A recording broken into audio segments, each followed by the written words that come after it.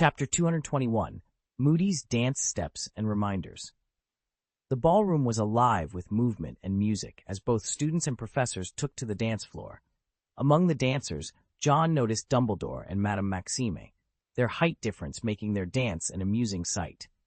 Despite Dumbledore's efforts, even with his pointed hat, he barely reached Madame Maxime's chin.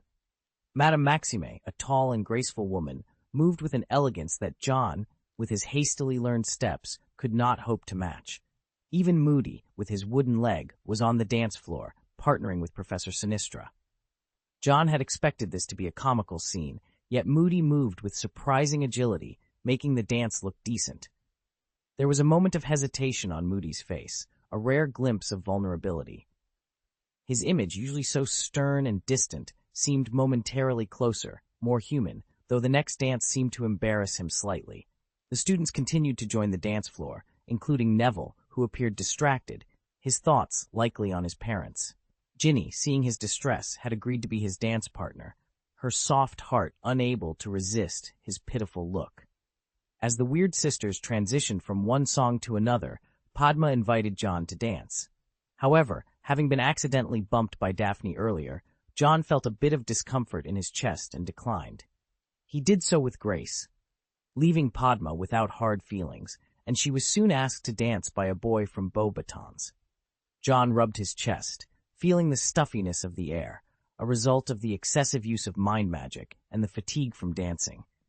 The emotions of the students around him were as vivid as neon lights, each one distinct and colorful. Glancing towards Dumbledore, he noticed the headmaster had parted ways with Madame Maxime, who was now being invited to dance by Hagrid. Hagrid's joy was palpable, mixed with nervousness and shyness. Madame Maxime seemed to harbor some fondness for Hagrid, though it was clear he still had a long way to go to win her over fully. Dumbledore's emotions were harder to read, his mastery of occlumency shielding his true feelings. Karkaroff was notably absent, likely having slipped away from the festivities.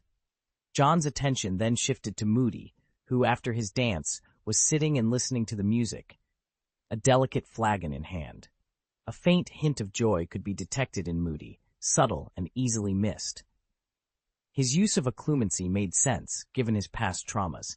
The rest of the professors, including Professor McGonagall, were thoroughly enjoying themselves. McGonagall even seemed eager to get Moody back on the dance floor. Feeling the need for a break, John decided to step outside for a walk. He noticed Heinrich, who appeared impatient, yet his demeanor changed to one of mischief when faced with Percy's serious attitude. Percy King and Heinrich engaged in a conversation about the import and export of new tents, leaving Heinrich feeling somewhat out of place. "I hope he doesn't expect to discuss any groundbreaking business with me," John thought, shaking his head as he left the ballroom. Outside, Ron and Harry were sitting at a table, their bond as close as brothers. Harry's dance partner, Parvati, had left him for another Beauxbatons boy, unable to tolerate his inattention. Hermione approached, concerned about her two sons, just as Krum went to get drinks. Ron's jealousy was evident in his sarcastic remarks about Krum, misinterpreting Hermione's nickname for him as a sign of intimacy. Crabbe, eating fruit nearby, grimaced at the sour taste, wondering why the red ones were so tart. Ron continued to make snide comments about Krum, accusing Hermione of fraternizing with the enemy and suggesting Krum was only interested in her to uncover the secrets of the golden egg. Hermione, frustrated and hurt by the accusations, chose to ignore them, unwilling to be blamed for crimes she hadn't committed. Ron, blinded by jealousy, seemed to forget his once-admired view of Krum, now seeing him only as a rival. Krum had decided to sleep on the sofa, leaving the bed unoccupied. The atmosphere inside was buzzing with energy, yet outside, the world was quiet, blanketed by a fresh layer of snow that had settled on the bushes. In the rose garden, John had hoped to escape the overwhelming emotions that seemed to light up the night like neon signs, but he quickly realized he had underestimated the student's capacity for romance. As he passed a rose bush, 3 lines of frustration creased his forehead. From his perspective, the flowers were almost drowning in the student's love and desire. "Can't these young lovers wait until after graduation to discuss love?" he muttered to himself. In his previous life, at their age, he was still grappling with problems, while here they were, openly displaying affection. Snape should have caught them by now, he thought, just as a wave of apprehension washed over him. Following this feeling, he stumbled upon an unexpected scene. "Severus, you can't pretend none of this is happening," Karkaroff hissed, his voice hoarse and lowered to a whisper, likely fearing eavesdroppers. "Over the months, it's become more and more obvious. I'm very worried right now, and I can't deny that," Karkaroff continued. "Then run away," Snape replied, his tone laced with impatience. John, trying to decipher Snape's emotions, found it challenging. Snape was a master of occlumency, making it difficult to read him. After several attempts, John could only pick up on the emotions Snape allowed to surface. It was no secret that Karkaroff had been a Death Eater, and John, being well informed, knew of Karkaroff's past deeds. Karkaroff's panicked demeanor suggested he was terrified of the Dark Mark's implications. Indeed, he was ruthless back then, betraying the Death Eaters. If Voldemort were to return, he'd be the first to fear, John thought to himself. Voldemort despised traitors more than his enemies, which led John to dismiss the idea that Karkaroff had tampered with the Goblet of Fire. As John turned to leave, he noticed two figures approaching from another direction. Deciding to avoid further encounters, he walked away, seeking a quieter spot. However, his attempt was in vain, as he soon encountered Hagrid and Madame Maxime. Their towering presences made them stand out conspicuously. Weary from their walk, they sat on a stone bench to rest. Hagrid's shyness around Madame Maxime was palpable, and just as John considered leaving, he spotted another figure lurking nearby. Rita Skeeter, her curiosity and greed barely contained. Through his observations, John knew Rita was on the hunt for a scandalous story, and her interest had unfortunately landed on Hagrid, who was known for his inability to keep secrets. "As soon as I saw you, I knew," Hagrid began, only for Madame Maxime to cut him off with a look of displeasure. "What do you know?" she demanded. Hagrid, undeterred, continued, "I know. Are you like me, born of a giant parent?" Madame Maxime's displeasure quickly turned to anger, while Rita, in her animagus form, seemed thrilled by the potential scoop. John, realizing the situation was about to escalate, decided to intervene. He made a deliberate noise to attract their attention, then approached with a polite smile. "Sorry, Hagrid, Madame Maxime, did I interrupt something?" he asked, knowing full well that Hagrid's courage faltered in the presence of an additional witness. John observed the rapid shift in Hagrid's emotions, akin to a kaleidoscope of changing patterns. Casting a knowing glance at Rita, he remained, despite the silent wishes of those present for him to leave. With a warm smile, he then said to Madame Maxime, "Just now I saw Fleur being led to a nearby rosebush by a boy." "What?" Madame Maxime, already frustrated with Hagrid, stood up abruptly, transformed by her anger into a formidable force intent on confronting the Hogwarts pig who dared to encroach on her territory. Hagrid, attempting to calm her, reached out but was unable to stop her. John sat down, his frustration palpable as he noticed Harry and Ron glaring at him from behind a reindeer decoration. They were likely upset with him for interfering in their plans with Hagrid, but John paid no mind to their displeasure. Approaching Rita Skeeter, who was attempting to disguise herself as a beetle, John effortlessly flicked her away with a precise and powerful gesture, likely leaving her disoriented. Turning his attention to Hagrid, who looked downcast, John leaned in and advised, "Hagrid, there are some things better left unsaid." Confused, Hagrid asked, "What do you mean?" John pressed, "What were you about to ask just now?" Hagrid, with an air of innocence, replied, "I just wanted to know which of her parents is a giant." John sighed, rubbing his forehead in irritation. "Hagrid, you shouldn't inquire about such personal matters upon first meeting someone. You're aware that individuals of mixed heritage face discrimination in the magical world, similar to werewolves. Despite the existence of wolfsbane potion, prejudice persists." Hagrid's expression turned pale as he grasped the gravity of his mistake, admitting he hadn't considered the implications. "Ms. Maxime detests having her heritage discussed. If you have feelings for her, never bring it up again," John warned, his tone stern. Hagrid nodded, understanding the severity of his error and feeling grateful for John's timely intervention. He recognized he had nearly broached a subject that was a sore point for Ms. Maxime. Meanwhile, the anger emanating from the reindeer queens, Harry and Ron, seemed to dissipate as they overheard the conversation. Realizing their misplaced blame towards John, they departed in a state of dejection. Chapter 222, The Crybaby and the Mole. The dance concluded at the stroke of midnight, marking the beginning of the Christmas vacation. However, for John, the holiday season was anything but festive. His days were consumed by the tedious task of healing his injuries, the aftermath of using spiritual magic proving more challenging than he had anticipated.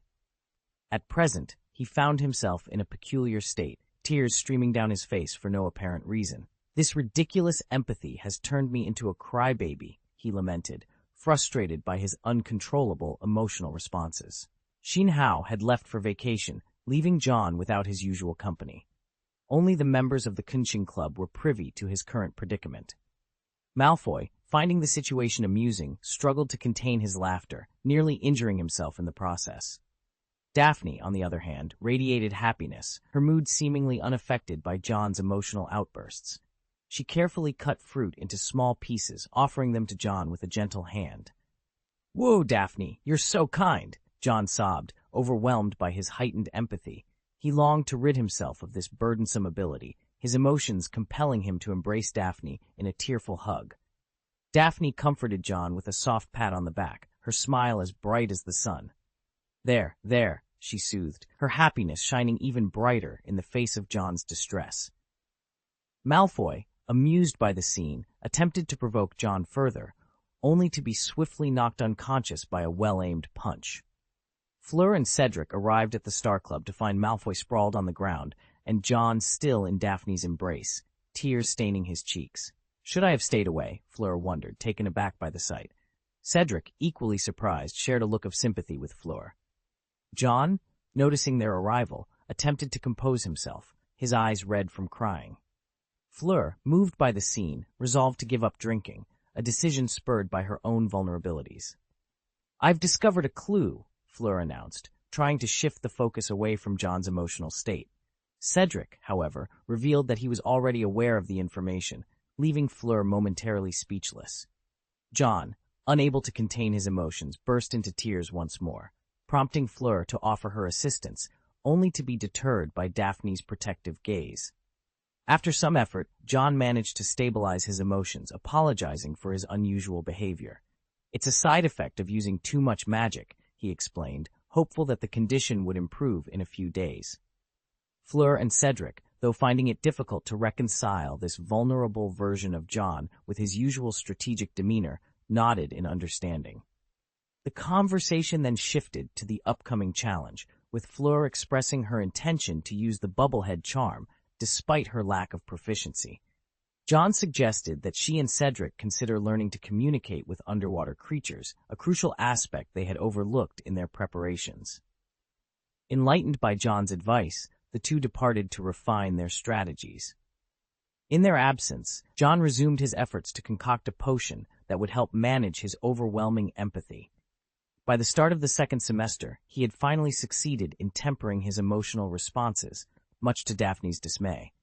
A flurry of owls interrupted the quiet, one carrying the Daily Prophet directly to John. He scanned the newspaper, his eyes landing on a small article featuring Hagrid. Magizoologist Hagrid would be thrilled to see his name in print, John mused, smiling at the thought. Through the article, he sensed Rita Skeeter's relentless determination to persevere, despite her recent setbacks. Hagrid was universally adored at Hogwarts, not least by the school's celebrated hero, Harry Potter, who appreciated Hagrid's penchant for thrilling teaching methods. The article went on to highlight Hagrid's crowning achievement, the creation of the Scroot, which he boldly declared a landmark in the field of magizoology. "Exaggera, Ted," I muttered, flipping the newspaper to the next page, where the ongoing coverage of the Triwizard Tournament caught my eye. A betting frenzy had taken hold of the magical community, with wizards young and old wagering sickles and galleons alike. Though the stakes were modest, the allure of potentially striking it rich was irresistible. The international bets were piling up, rivaling even the Quidditch World Cup in terms of the total money wagered. I realized that if this trend continued, the tournament could surpass the World Cup in earnings. The presence of Victor Crumb, a Quidditch superstar, and the beloved Harry Potter had set the tournament abuzz with excitement. The Daily Prophet's relentless coverage made it impossible to ignore. The odds had shifted dramatically. Crumb had fallen to third place, while Cedric Diggory had risen to second, and Harry, previously in second, now led the pack. Without Crumb's massive fan base, he might have dropped to fourth, I mused, noting that Fleur Delacour had faced some setbacks. Despite Cedric's top score, Harry dominated the headlines. The first task allowed the use of a firebolt, but what about the reliance on one's wand? It seemed the tournament favored the bold, perhaps too much so. I pondered this as a black owl delivered an envelope, which I decided to open later that evening. Today's lesson on Magizoology, led by a beaming Hagrid, focused on the Scroot. I suspected Hagrid had only seen the part of the article praising his work, oblivious to Rita Skeeter's subtle dig at the dangers of his teaching methods. That evening, upon opening the envelope, my mood darkened instantly. "Attacked, and the culprits remain at large," I read, the letter originating from Silverhand Manor. An attempt had been made to breach the manor's defenses, but the assailants had been repelled. Their ability to locate Silverhand Manor suggested they were no ordinary foes. Could it be Voldemort? I wondered, though if it were him, the attack would likely have been more successful. It seemed probable that Death Eaters, seeking Barty Crouch Jr., who was detained at the manor, were responsible. I've severed his dark mark. Their persistence is troubling, I reflected, acknowledging that I might have underestimated the Death Eaters. Following Voldemort's downfall, many were imprisoned in Azkaban, though the most dangerous, like the Lestranges, remained at large, with others in hiding, awaiting their master's return. The realization that Death Eaters had located Barty Jr. suggested a possible traitor within. Silverhand Manor was heavily fortified, making internal betrayal a concerning possibility. I immediately penned a letter to Tang Mi, instructing him to conduct a thorough investigation. Direct involvement was risky, so I advised Tang Mi to recruit a skilled infiltrator for the manor's security team. Tang Mi's prompt response assured me of his commitment to purging any traitors. He had found an expert in disguise to join the security detail, offering me some peace of mind.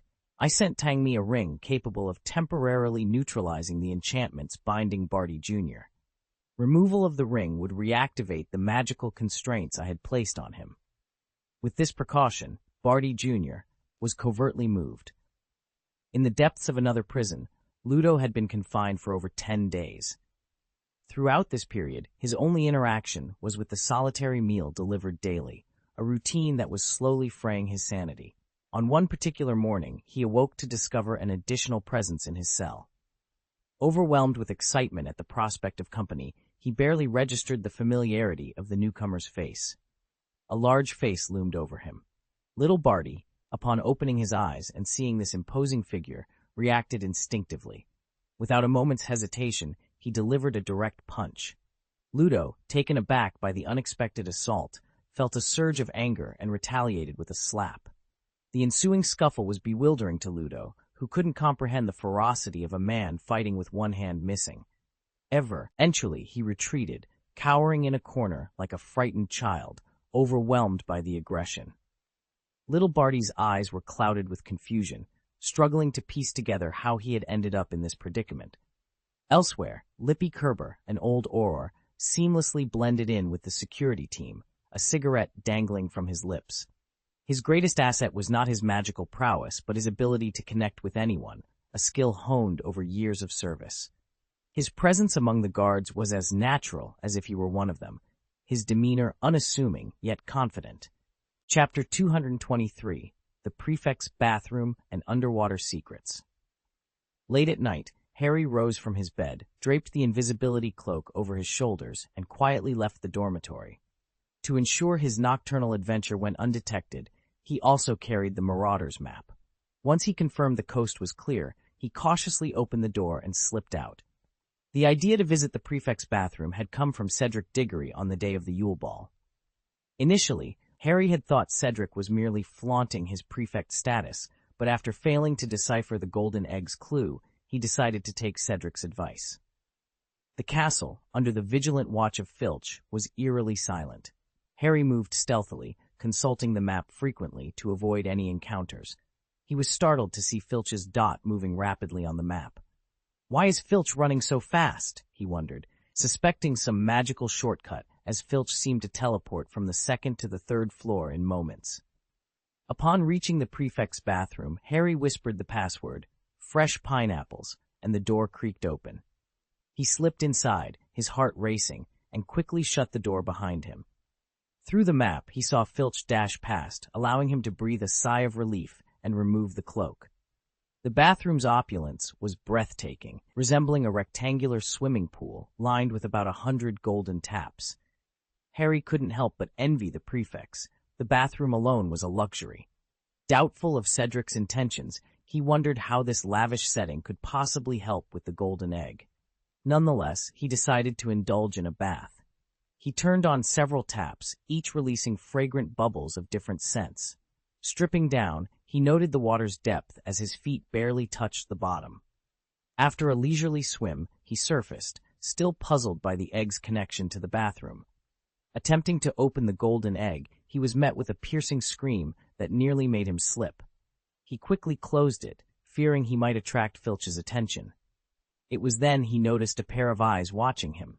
It was moaning Myrtle, who seemed disappointed not to find someone else. "I thought it was that handsome guy," she lamented before attempting to leave.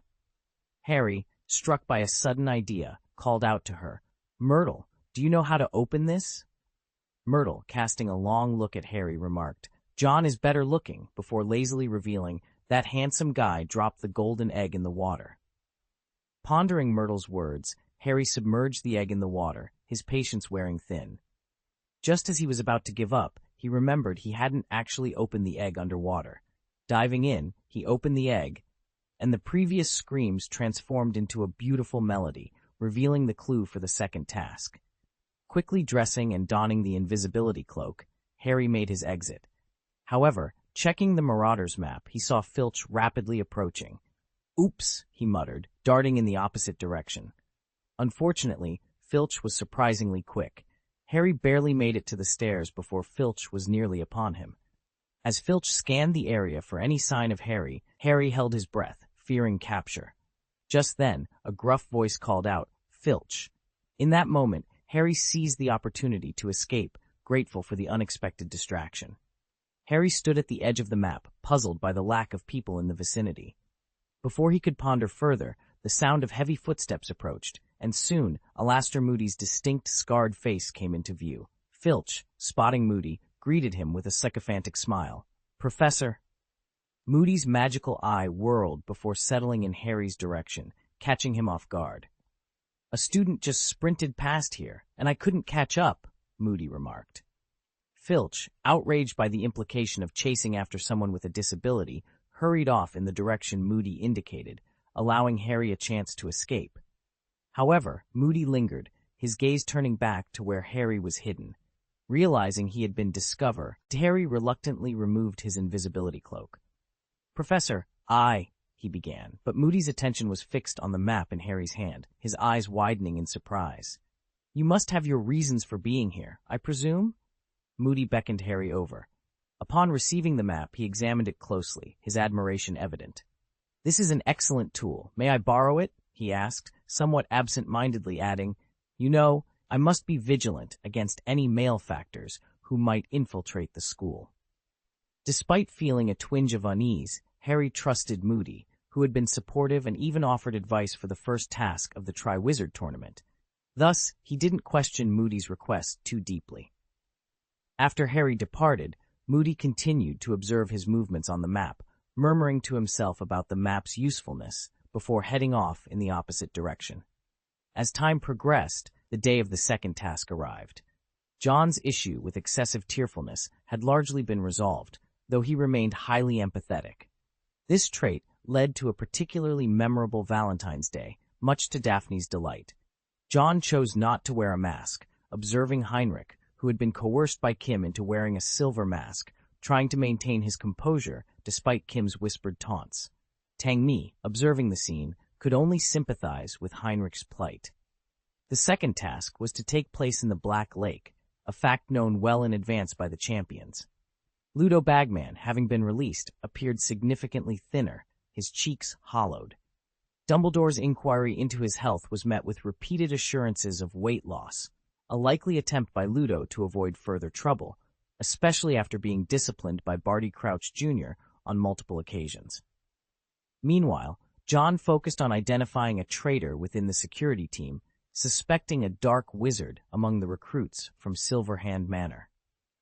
With the help of his friend Lippy, who infiltrated the group and befriended the suspect, they planned to lure the traitor into revealing their connection to the Death Eaters. As the task approached, Harry arrived at the Black Lake in the nick of time, much to Karkaroff's visible disappointment, who had hoped for Harry's disqualification due to tardiness.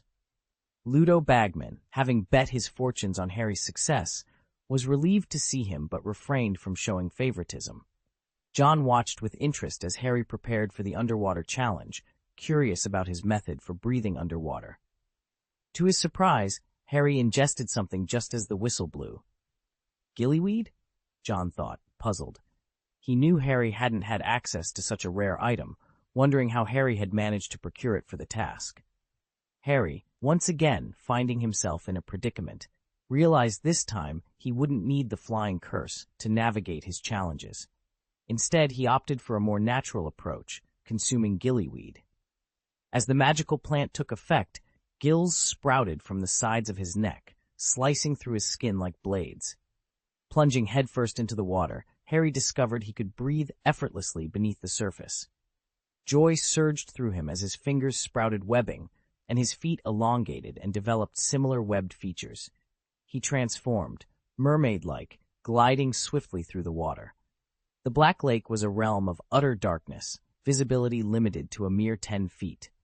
This posed a significant challenge for Harry, who was on a mission to locate something, or rather someone, underwater. Dobby, in his wisdom, had informed Harry that Ron was considered a treasure hidden in the lake's depths. According to the cryptic clues of a song, if Harry failed to find Ron within an hour, his friend would vanish forever. This dire warning fueled Harry's urgency, driving him to search with increased desperation. As he ventured deeper, Harry encountered a jungle of undulating, tangled black water weeds. The deeper he went, the denser they grew, and he soon found himself slightly disoriented in the darkness. Suddenly, a chilling sensation gripped him, as something had latched onto his ankle. Glancing back, he saw his feet ensnared by the water plants. Panicking, he frantically worked to free himself. In that moment of vulnerability, a shadow darted between the water weeds. Harry, startled, whipped his head around to catch a glimpse, but the figure had vanished as quickly as it appeared. The next second, an unseen force yanked him hard, dragging him deeper into the thicket of water plants. He felt numerous hands grasping at him, layer upon layer, and he fought back with all his might, determined to break free from the unseen assailant's grip. Chapter 224. The Second Task's Unseen Dangers. John found the second task of the Triwizard Tournament far less engaging than the first. Unlike the previous event, which had been a spectacle for all to witness, this challenge left spectators staring at the dark, inscrutable surface of the Black Lake, their imaginations running wild with speculation. Some students attempted to narrate the underwater events as if they were commentators, but their guesses were as good as anyone's. John overheard one student so convinced of his own theory, he seemed to believe he was narrating a live broadcast. The atmosphere, initially buzzing with excitement, gradually dulled to a murmur of confusion and disappointment. John couldn't help but think the event was poorly designed for spectators. As time sluggishly passed, a single bubble broke the surface tension of the lake, catching John's keen eye. "Someone is coming out," he announced, drawing the crowd's attention back to the water. Excitement surged as everyone craned their necks, eager to see who would emerge victorious. The first to surface was Fleur Delacour, her bright silver hair fanning out in the water like a halo. However, the ordeal had taken its toll. Her usually vibrant complexion was pale, and she looked more like a water nymph drained of life. Fleur struggled towards the shore, noticeably alone, without having rescued her designated person. Upon reaching the shore, Fleur's legs gave way, and she nearly collapsed. John noticed the scratches marring her skin, suggesting a violent encounter underwater. Gasping for air, Fleur coughed up water, her eyes reddening from the strain. A Beaubaton student rushed to her side with a towel, but John, moved by her plight, draped his own wizard robe around her shoulders. Tears brimmed in Fleur's eyes as she clutched John's hand, her voice laced with panic. "Gabrielle, she's still down there. The mermaids attacked me," she revealed, her voice trembling. John's expression darkened at her words, and he looked towards Dumbledore, seeking intervention. Dumbledore, with a flicker of concern in his eyes, had not anticipated aggression from the lake's inhabitants. He had assured the safety of the champions by negotiating a truce with the merpeople, who were not to assist nor harm the participants. "This is an attempt on the champions' lives," John stated gravely, the weight of his words hanging heavily in the air. The surrounding crowd gasped, the students especially shocked by the revelation of real danger in what they had thought was a controlled competition. Dumbledore, recognizing the severity of the situation, attempted to summon the merpeople using their native tongue. However, his calls went unanswered, escalating the tension among the onlookers. As discussions among the judges ensued, aiming to halt the task for a safety assessment, another figure emerged from the lake. It was Cedric Diggory, who had managed to rescue Cho Chang, though his grim expression spoke volumes. "The merfolk have turned hostile, and the Grindylows are hunting the champions," he reported, his voice laced with urgency. "I had to conceal myself among the water plants to find the right moment for the rescue." Cedric's alarming update only added to the growing unease. He approached John with even more troubling news. "When I arrived, it seemed the mermaids intended to kill the hostages." Meanwhile, Harry Potter found himself in a dire situation, ensnared by unseen assailants. Initially unable to see his attackers, he was dragged through thick water plants until he came face to face with his captors, a group of Grindylows armed and seemingly intent on drowning their prey. Harry, managing to grasp his wand, retaliated. To his surprise, the Grindylows, though menacing in appearance, were quickly dispatched, fleeing at the first sign of resistance. Once free, Harry surveyed his surroundings, only to realize he had stumbled into a mermaid village, the heart of the conflict. In the center of the village square stood a roughly hewn statue of a mermaid, its tail entwined with three figures: Ron, Hermione, and a silver-haired 8-year-old girl Harry recognized from John's tent during the World Cup. They appeared to be in a deep slumber, tiny bubbles escaping from their mouths. Harry, struggling against the water's resistance, swam towards the hostages. The merfolk, initially oblivious to his presence, soon became an obstacle as he attempted to untie the ropes binding his friends. The task proved more challenging than anticipated, forcing Harry to scour the lakebed for a sharp stone to cut through the bindings. Just as Harry was about to free his friends, he noticed movement among the mermaids. A figure with a shark's head, later revealed to be Crumb transformed, darted towards them, prompting the previously stationary mermaids to pursue him with their forks. Crumb's intervention startled Harry, causing a momentary distraction that allowed the mermaids to regroup and defend their captives aggressively. Despite Crumb's efforts, the mermaids relentlessly drove him away, preventing any chance of a rescue. In the midst of the chaos, Harry managed to sever the ropes. However, the situation escalated when one of the mermaids, brandishing a fork, threatened the still-bound hostages. Harry rushed to intervene, his actions drawing the attention of the other mermaids, who then directed their aggression towards him and the hostages. Amidst the turmoil, Crumb, noticing the peril, bravely fought off a mermaid attacking Hermione, only to be wounded by a spear. As the conflict continued, Harry resorted to using his wand, launching spells at the encroaching mermaids. Time seemed to stand still, with no sign of any other competitors emerging from the lake. Karkaroff, unwavering in his belief in Crumb's abilities, refused to call off the task, despite the growing concern among the spectators that the mermaids might harm the hostages. Cedric, having observed the situation, voiced his fears, suggesting that the mermaids were on the verge of violence.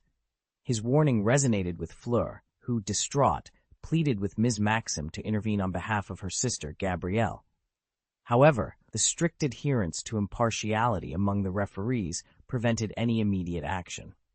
John, determined to act where the referees would not, inquired about the location of the mermaid village. Armed with this information and a silver-long sword conjured from thin air, he prepared to enter the lake. His actions, though initially met with confusion, soon garnered the attention of all present, including Dumbledore, who ceased his objections to observe. John's approach was unconventional. He infused his magic into the lake, communicating with the spirit of the Black Lake through ancient magic. The lake water, responding to his command, formed a protective sheath around his sword, symbolizing the lake's blessing. As John prepared to venture into the lake, Karkaroff's protests were loud and clear, demanding an explanation from Dumbledore. Ms. Maxim and Fleur, meanwhile, discussed John's intentions, with Fleur explaining his mission to rescue those in peril. Dumbledore, intrigued by John's method, watched intently, along with everyone else, eager to witness the outcome of this bold endeavor to save the hostages from the mermaid's clutches. John's focus intensified, halting his song abruptly. His eyes transformed, taking on the fierce appearance of a dragon's, as an imposing aura emanated from his being. His hair seemed to move as if caught in an unseen wind, and his hands clenched the sword's hilt with unwavering determination. "Break through thorns," he declared, channeling a spell of his own creation into the blade. Runes emerged from the metal, dancing around the sword as John prepared his strike. With a swift motion, he swung the sword across the lake's surface. To the astonishment of the onlookers, the lake began to part. An invisible force emanated from the blade, slicing through the water and rapidly extending towards the lake's center. The waters split as if they were mere jelly, retreating to either side with astonishing speed. The spectators watched in awe as the vast, dark lake was cleaved in two, revealing a hidden mermaid village nestled within its depths. The scene left everyone present in a state of shock, their eyes wide with disbelief. John, standing amidst the divided waters, resembled a deity of the sea, wielding the power to part the lake with a mere human strength. This moment of awe-inspiring magic underscored the extraordinary capabilities that lay within the world of wizards and witches, leaving an indelible mark on all who witnessed it. Chapter 225, Search and Rescue. In the mermaid village, chaos ensued as the mermaids lost their balance and fell into the mud. Victor Crumb, having returned to his human form, was injured, with his ankle pierced and blood dripping from the wound. Harry, witnessing the scene, was stunned by the turn of events. Once they were out of the water, the spell that had been cast on the three hostages was lifted, and they began to wake up one after another. "My God, what's happening?" Ron exclaimed in disbelief as he took in the scene around him. Gabrielle and Hermione, equally confused, spat out water, trying to comprehend their surroundings. A wave of intimidation swept over the area, causing the mermaids, who seemed poised to attack, to scream and scramble towards the water walls on either side. "Gabrielle!" Fleur screamed in panic, her voice echoing across the lake that now resembled a cliff face. Gabrielle looked up to see her sister calling out to her from the shore, where John stood holding a long silver sword, his eyes cold and determined. "They're injured," someone shouted. "Dumbledore, what is happening here?" The scene unfolding in the middle of the lake caught everyone's attention, especially Igor Karkaroff's. He noticed the blood on Crumb's body and, in a mix of surprise and anger, questioned Dumbledore. He seemed to have forgotten his own role in delaying the rescue. Harry breathed a sigh of relief as his gills disappeared and his limbs returned to normal. The mermaids were fleeing, but John had witnessed their attack on the hostages.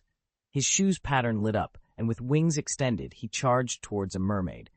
As one of them, laden with bone fragments, attempted to escape, John's silver sword impaled its palm. Descending from the sky, John landed on the mermaid, pulled out his sword, Silver Wick, and cut the ropes binding Hermione and Gabrielle. He then pressed the blade against the neck of the mermaid leader, his voice icy. "I expect a reasonable explanation." The mermaid leader looked terrified, but before John could act, Dumbledore intervened. "John," he called out, stopping him.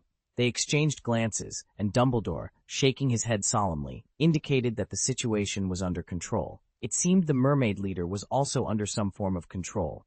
John, however, was not easily placated. "Professor Dumbledore, it nearly killed 4 students, including 2 of my friends." Dumbledore took a deep breath, his tone serious. "Let it go, John. I will investigate this matter." Reluctantly, John sheathed his sword, and the tension in the air eased. Ms. Maxim approached, accompanied by Fleur, and they both comforted Gabrielle. "Poor child. Thank you, John, for saving her. Miss." Maxim expressed her gratitude. John nodded, his gaze meeting Fleur's tearful eyes. "Professor Dumbledore, I trust you will handle this appropriately," he said before turning to leave. The mermaid leader, still in shock, was questioned by Dumbledore. It was revealed that the mermaid had been under a powerful confusion charm, manipulated into attacking. The day before, someone had used the mermaid language to lure it out, leading to the chaotic events at the Black Lake. John was dissatisfied with the outcome, recognizing the pattern of advanced confusion charms in recent incidents, including the invasion of the Star Society's secret room and the tampering with the Goblet of Fire. He left the Black Lake, concerned about the implications. Harry, fortunately, was not seriously injured, but Krumm's condition was more severe, with multiple wounds in addition to his ankle injury. Hermione's robe was damaged, revealing a hole, but thankfully she was not injured. The last two warriors did not emerge victorious, but their noble actions in guarding the hostages underwater were commendable. The final scores were announced with Cedric taking first place, Harry coming in second, and Krumm and Fleur tied for third. Krumm's underwhelming performance in the first task meant that even a high score in the second couldn't lift him above Fleur. The third task was scheduled for June 6th, but the intrigue surrounding the tournament didn't end there. The incident involving the mermaids suggested foul play, prompting Dumbledore to assign Moody the task of investigating. Controlling the mermaid village indicated a perpetrator of considerable power, and Moody, with his extensive experience as an Auror, was deemed the best fit for the job. However, what came as a surprise was Moody's initial suspicion falling on John. By the time John became aware of this, Slytherin House had already been subjected to a thorough search. Moody, under the guise of searching for suspicious individuals, made a dramatic entrance into the Slytherin common room, demanding everyone's attention. His loud proclamation of intent to search them, citing his history with capturing Death Eaters predominantly from Slytherin, immediately set a tense atmosphere. Malfoy, unable to tolerate the slander against his house and family, confronted Moody, who retorted by insulting Malfoy's father, Lucius, directly. The confrontation escalated quickly, with Moody dismissing Malfoy's protests and proceeding to search the dormitories, claiming Dumbledore's implicit approval given his knowledge of Lucius Malfoy's affiliations. The search, particularly its invasive nature and the humiliation it brought upon the Slytherins, sparked outrage. When Moody attempted to enter John's room, Malfoy's defiance peaked, resulting in a standoff that ended with Moody leaving, but not without threatening to report the incident to Dumbledore. The event left the Slytherins in a state of reflection, recognizing the deep-seated bias against them within the school, a sentiment that had been implicitly understood but now was painfully explicit. John, upon learning of the incident, shared in the outrage. His reaction underscored the gravity of the situation and the unjust scrutiny Slytherin House was subjected to. The confrontation with Moody not only highlighted the prejudice against Slytherins, but also raised questions about the motivations behind such targeted suspicion. Malfoy's bitter acknowledgement of their house's unfavorable standing, especially in comparison to Gryffindor, and his vow to inform his father, underscored the deep divisions within Hogwarts. This episode, while unsettling, served as a catalyst for Slytherin House to confront the biases against them, uniting them in their frustration and determination to challenge the status quo. John's involvement and reaction to the incident further complicated the dynamics at play, hinting at underlying tensions that extended beyond house rivalries to the very heart of Hogwarts administration and its handling of justice and fairness. From the beginning to the end, John was determined to confront anyone who crossed his path, be it Potter or Weasley. His expression darkened as he resolved to inform Professor Snape about the situation. He was curious to see how Snape, a staunch supporter of Dumbledore, would react to his complaint. However, as John made his way to Snape's office, he was intercepted by Professor McGonagall. Her expression was a mix of concern and seriousness as she addressed him. "Wick, I need you to accompany me to the headmaster's office," she said, her tone indicating the gravity of the situation. "There are some matters that require your explanation." Feeling a sense of foreboding, John's heart sank.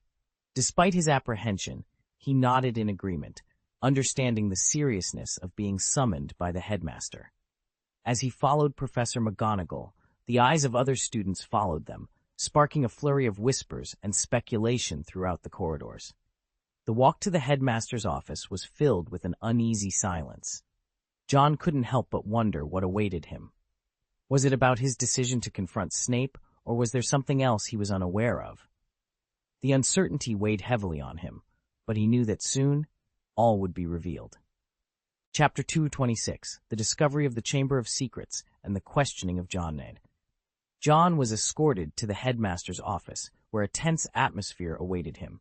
Dumbledore, Snape, and Moody were present, seemingly in the midst of a serious discussion. A wand lay on the table before Dumbledore, drawing John's attention, though he quickly dismissed its significance, confident it wasn't his. Dumbledore, however, picked up the wand and inquired directly if it belonged to John, causing a moment of surprise. John firmly denied ownership, showcasing his own wand as proof. Snape, with a hint of sarcasm, suggested to Moody that his investigation might be flawed, to which Moody retorted defensively, asserting the impossibility of his error. Dumbledore intervened before their disagreement escalated further. Dumbledore's gaze, magnified behind his half-moon glasses, seemed to pierce into John, who felt an invasive force probing his mind. Recognizing the use of legilimency, John swiftly employed occlumency to shield his thoughts. The realization that Dumbledore would resort to such a measure unsettled him, but he maintained his composure, questioning if Dumbledore had any further inquiries. Moody, with a gruff voice, revealed the wand's discovery in a luxurious room located in a secret corridor on the 4th floor. His accusatory tone suggested a belief that the wand's last spell, a confundus charm found in the hidden room, implicated John. Moody's confrontational approach, likening John to a foolish wizard who underestimated his investigative skills, visibly agitated John. Dumbledore, seeking to de-escalate the situation, asked John to account for his whereabouts the previous night. John, maintaining a calm demeanor, acknowledged his presence in the Society of Stars' secret room but denied any knowledge of the wand in question. Moody, skeptical of John's innocence, was countered by Snape, who defended John's integrity, suggesting that someone of John's character would not resort to deceit. The exchange between Snape and Moody hinted at underlying tensions, with Snape's defense seemingly directed at Moody's insinuations rather than affirming John's honesty outright. Dumbledore, having listened to the exchanges, requested a straightforward answer from John, who reiterated his innocence. Dumbledore's response, expressing belief in John's innocence and his unwillingness to harm his friends, seemed to bring a sense of relief to the room. Despite Moody's lingering suspicions, Dumbledore's authoritative stance effectively closed the matter, emphasizing the importance of trust in their students. The confrontation ended without further probing into John's reasons for establishing a secret room within Hogwarts or questioning the unique ability attributed to him regarding wand creation. Dumbledore's decision to not delve deeper into these matters left some questions unanswered, but the immediate issue of the wand's ownership and the accusations against John were resolved, allowing a momentary peace to return to the headmaster's office. John Wick, an exceptional Slytherin student, left Dumbledore's office with a troubled expression. The distance between him and the headmaster grew with each step until he vanished behind the door. Throughout the meeting, Professor McGonagall remained silent, her lips pressed tightly together, betraying her concern. Only after learning that John was unharmed did her complexion seem to recover slightly. "I'm leaving, Dumbledore," Moody announced abruptly, and departed. Snape lingered, his voice low as he addressed Dumbledore, who was lost in thought. "This time, the attack seems particularly targeted," he remarked, not specifying the target, but Dumbledore understood. "Alastor may be biased, given his past encounters," Dumbledore mused. Snape, however, was focused on a different matter. "And what of John Wick?" he pondered aloud. "Aren't you concerned? His room has become a shrine to those followers." Moody's comments about the search in Slytherin had irked Snape, making him aware of the situation. His observation rendered Dumbledore silent. Snape continued, his tone laced with irony. "It's quite similar, isn't it? Every Dark Lord is flanked by followers. Severus, Dumbledore interjected, a rare look of fatigue crossing his face. Snape understood he should not press further and left the headmaster's office. His intention was to support John, believing in his innocence and cautioning Dumbledore against repeating past mistakes. Dumbledore remained alone, his gaze fixed on the bearer wand resting on the table. The image of John cleaving the lake with a sword flashed through his mind. "Ancient magic, John. You have a greater thirst for knowledge than I anticipated," he murmured as a cloud of mist from the silverware obscured his figure. In a drawer, the golden time-turner lay silently. John, troubled by the accusations, hurried to the fourth floor's back. He noticed the stealing charms on the door had been tampered with again, unsure if Moody or someone else trying to frame him was responsible. The possibility that Moody himself was the culprit crossed his mind. Why would he do such a thing? Was it because of his evident disdain for Slytherins, or was there more to it? Using the Marauder's map, John saw Alastor Moody's name moving away. It was possible that Moody knew about the map and had cast a powerful confusion spell to mislead it, or he was indeed targeting John for reasons unknown. Either way, Moody could no longer be trusted. The next day, in the secret room, John faced the concerned looks of his friends. "I'm fine," he assured them, especially Daphne, whose worry was evident. "This incident was targeted at me. We must all be vigilant," he declared, revealing that the Star Club had been exposed, which was unwelcome news. Percy reported an issue with the second project, implicating Mr. Crouch, who needed to address the fallout. Cedric then shared distressing rumors from the Hufflepuff Lounge, suggesting some students believed John was emulating the mysterious man, a notion that infuriated Malfoy. Neville, too, mentioned similar rumors in the Gryffindor Lounge, causing Daphne to dismiss them as foolish, which made Neville look down in embarrassment. John hadn't anticipated the rumors spreading so quickly. Some speculated that Dumbledore would expel him, believing he had created the Chamber of Secrets to infiltrate Hogwarts and complete the mysterious man's unfinished deeds. Rumors only end with. John spoke with a calm assurance. When time passes, they will come to understand their mistakes. Fleur had been defending John vigorously. After witnessing John's formidable display of power in the lake, some students began to speculate that he had the potential to become the third Dark Lord. It was then that John had an epiphany. Perhaps this was exactly the outcome Moody had intended, to let public opinion assail him, to isolate him through fear and misunderstanding. Chapter 227, Gossip and Games. Gossip is a fearsome thing, yet Moody made a critical oversight. He failed to recognize that strength often attracts rumors. Thus, when John became aware of the gossip circulating about him, he chose not to quell it. Human nature dictates that individuals tend to believe what they perceive as truth, resistant to change even in the face of contradiction. Only through personal discovery can one's beliefs be truly altered. For Slytherin, the notion of harboring a future Dark Lord wasn't necessarily a negative.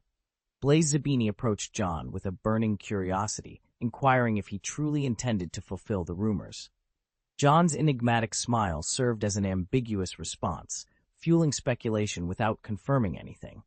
This ambiguity seemed to strengthen the unity within Slytherin, as internal disputes paled in comparison to the external perception of their house. Any student caught slandering John would find themselves the target of a Slytherin collective defense. Gryffindor was not immune to the spread of rumors.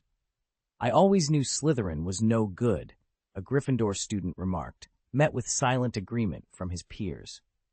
Despite Gryffindor's public denouncement of Slytherin's alleged prejudice, they were not above their own forms of discrimination. The legacy of Slytherins joining the Death Eaters during Voldemort's reign lent credibility to the rumors, making them all the more believable to Gryffindor students. Ron, having learned from past experiences, chose to remain silent.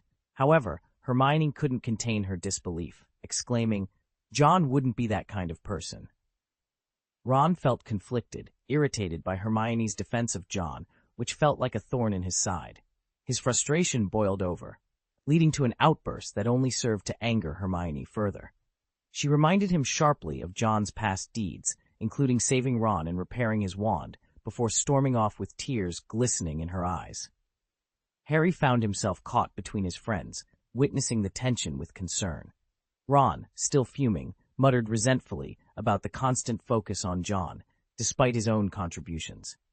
In the aftermath, John noticed Harry and Ron's deliberate avoidance and quickly deduced the reason. With a chuckle, he mused about the absurdity of being labeled the next Dark Lord.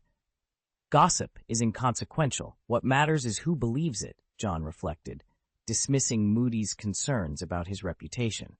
He saw himself not as a savior, but as someone destined to surpass both Dumbledore's protégé and Voldemort. As John walked through the halls, his presence caused students from other houses to steer clear, a development that Draco Malfoy found immensely satisfying.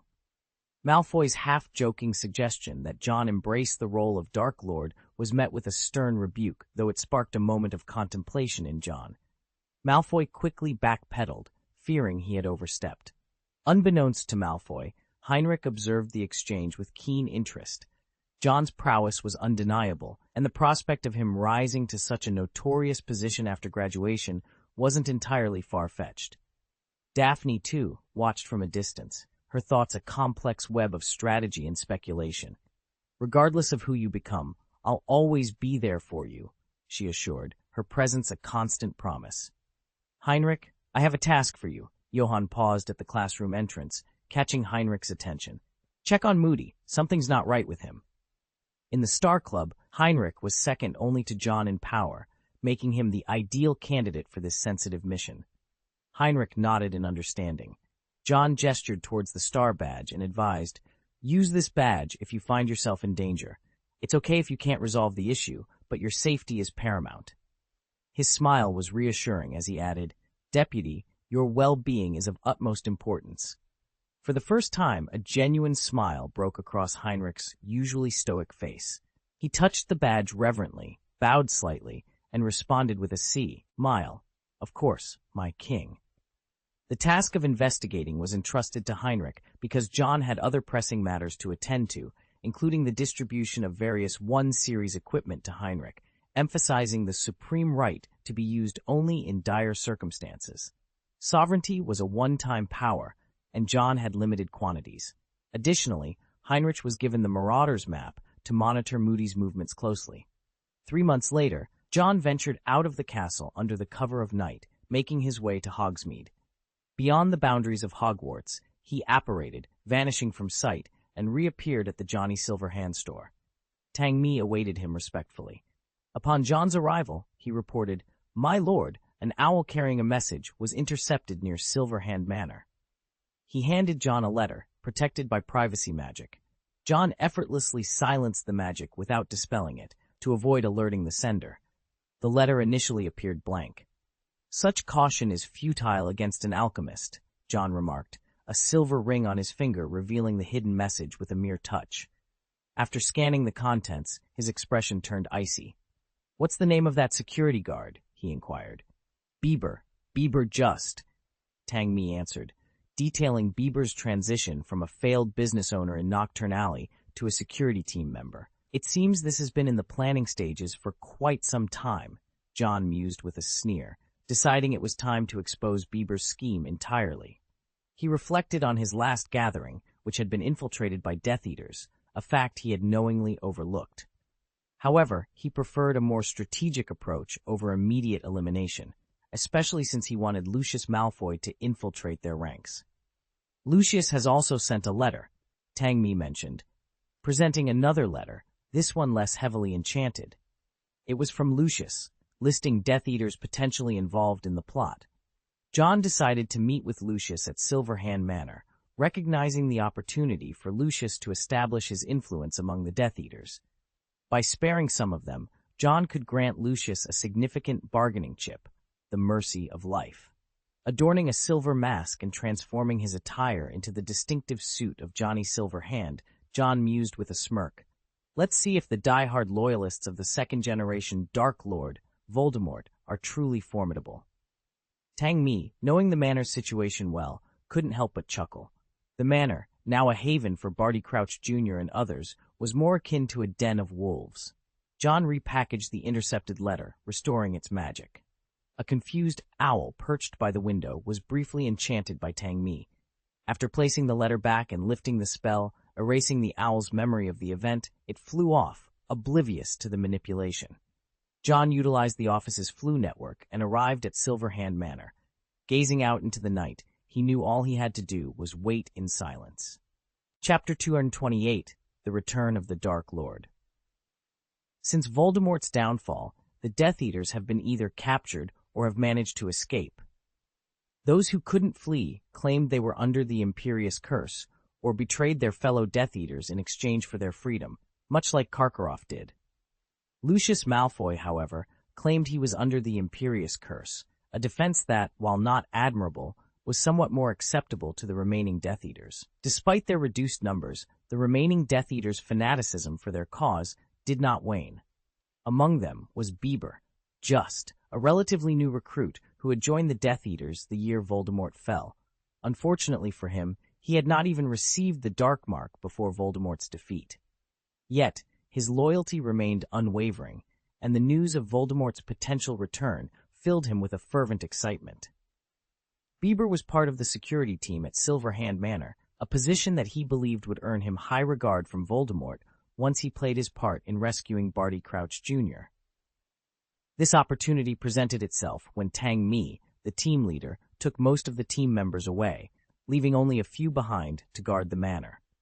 Seizing the moment, Bieber was about to send a message when he was interrupted by Lippy, a fellow security team member known to Bieber as Drogon. Lippy, aware of Bieber's fondness for Muggle cigarettes, offered him a pack he had acquired from Nocturne Alley. As Bieber lit a cigarette, Lippy casually inquired about any potential business Bieber might be considering. Sensing the moment to reveal his true intentions, Bieber, with a wand discreetly aimed at Lippy, declared that the Dark Lord was returning and implied that it would be wise for Lippy to join their cause. Lippy, visibly shaken but intrigued, agreed to join after a brief moment of feigned hesitation. Bieber had long recognized Lippy, or Drogon, as a potential ally. Despite Lippy's outward appearance as a mere smoker with grievances against the Ministry of Magic, Bieber saw in him a valuable asset for the Death Eaters. Their time together had allowed Bieber to gauge Lippy's character and potential loyalty to their cause. As they prepared to meet with the other Death Eaters, the tranquility of the night was shattered by several explosions outside Silverhand Manor. A group of figures, cloaked in black and wearing skull masks, appeared through apparition. Despite the anti-apparition spells protecting the manor, the Death Eaters had managed to arrive at its doorstep. The security team at the manor, now alerted to the presence of intruders, drew their wands and prepared for a confrontation. With only 6 members left to defend the manor, they faced a daunting challenge against the attacking Death Eaters. The stage was set for a clash that would determine the fate of Silverhand Manor and potentially mark the beginning of a new chapter in the Dark Lord's resurgence.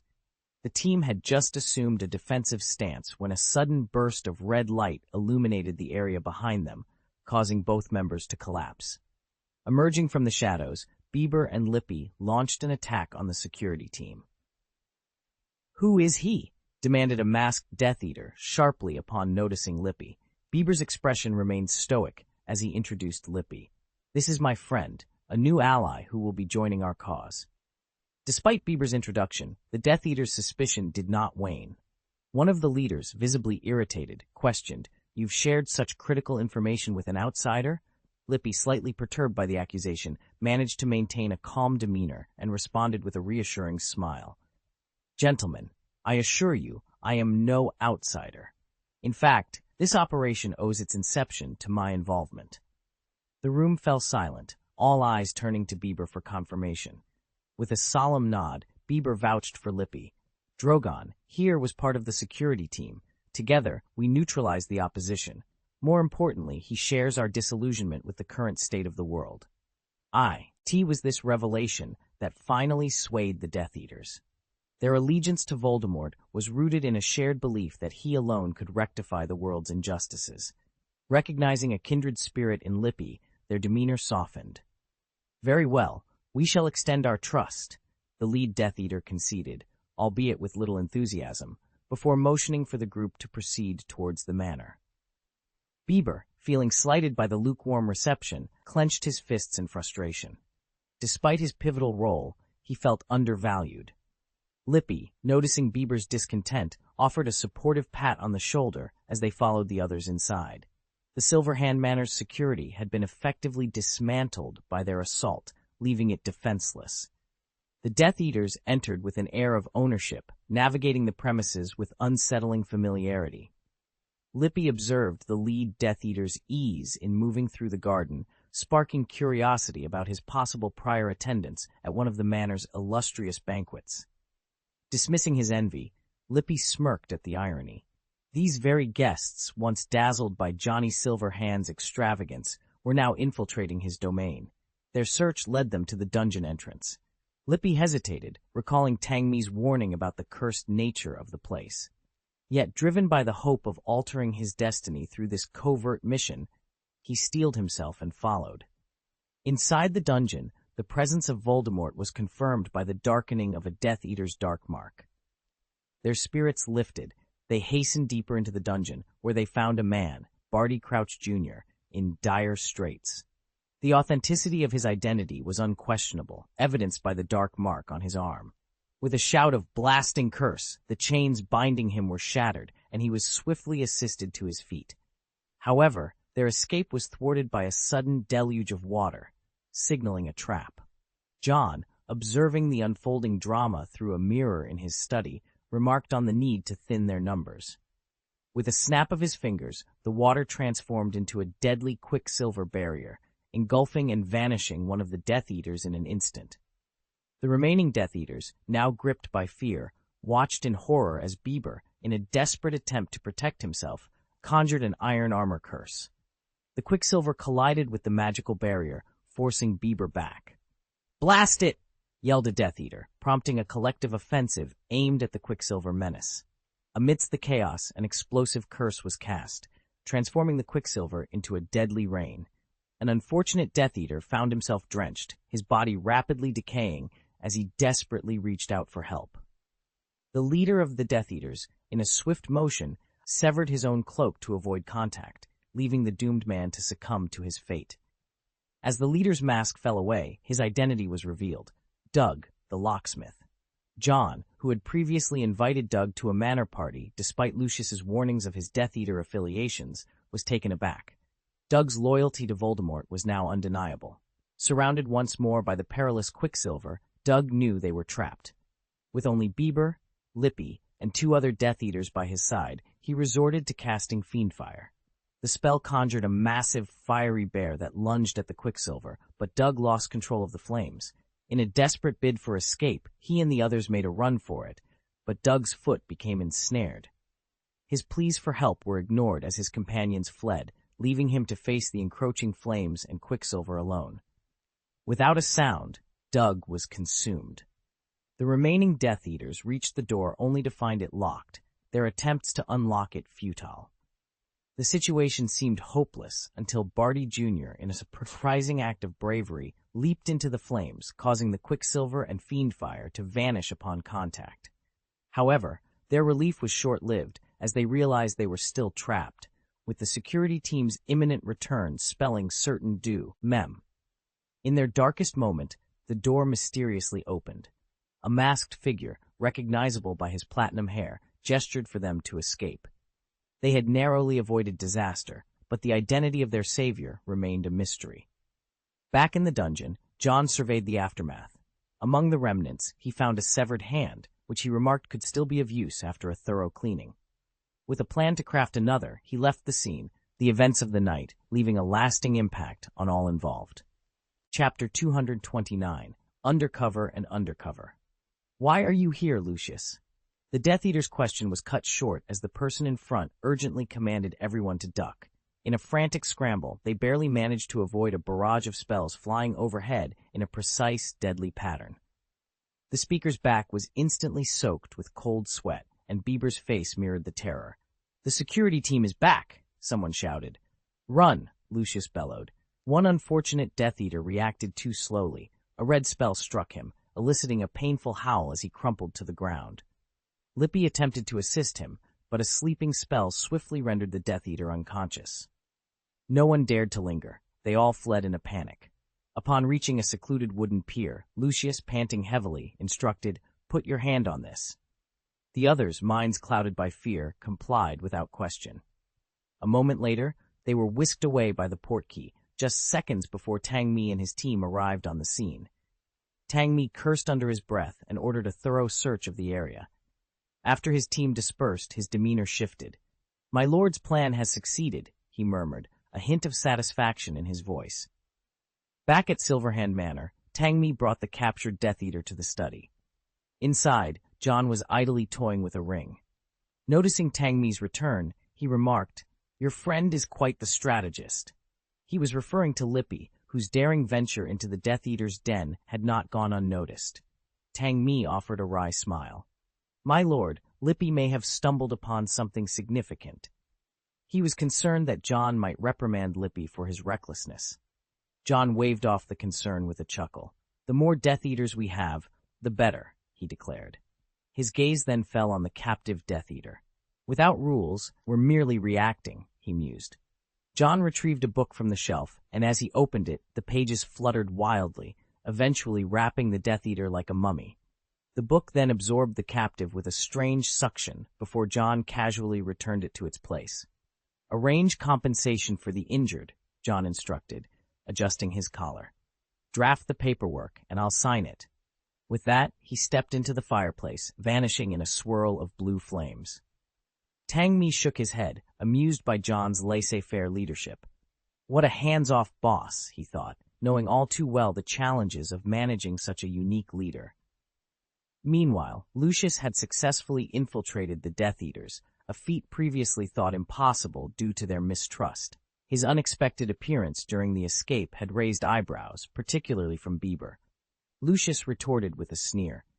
"Given my close relationship with Johnny Silverhand, do you really think he'd keep secrets from me?" His words left a lasting impression, especially on a tall, thin Death Eater who had never considered Lucius a potential ally. Lucius's connection to Johnny Silverhand, evident in his ability to open the dungeon door, solidified his position within the Death Eaters. Furthermore, Lippy had also managed to infiltrate their ranks, becoming one of Lucius's men. Unlike Lippy's covert operations, Bieber was the one genuinely committed to their cause. With Lucius's support, a man of considerable influence, their plans began to take shape, promising a tumultuous future. In the shadowy world of magical society, John made a decisive move to seek refuge. The death of the locksmith Doug, a fellow Death Eater, was met with indifference. The bonds of comradeship were thin among Voldemort's followers. Lucius Malfoy, who had been lying low, provided John with detailed intelligence that revealed a surprising number of Voldemort loyalists still lurking in Nocturne Alley. John had mistakenly believed he had full control over this dark corner of the wizarding world, but the revelation of these hidden threats spurred him into action. He decided to let Lucius continue his covert operations while he shifted his focus to another strategic location, Hogwarts, RTS. At Hogwarts, John was tirelessly active, never forgetting the presence of a master of confusion spells within the school's walls.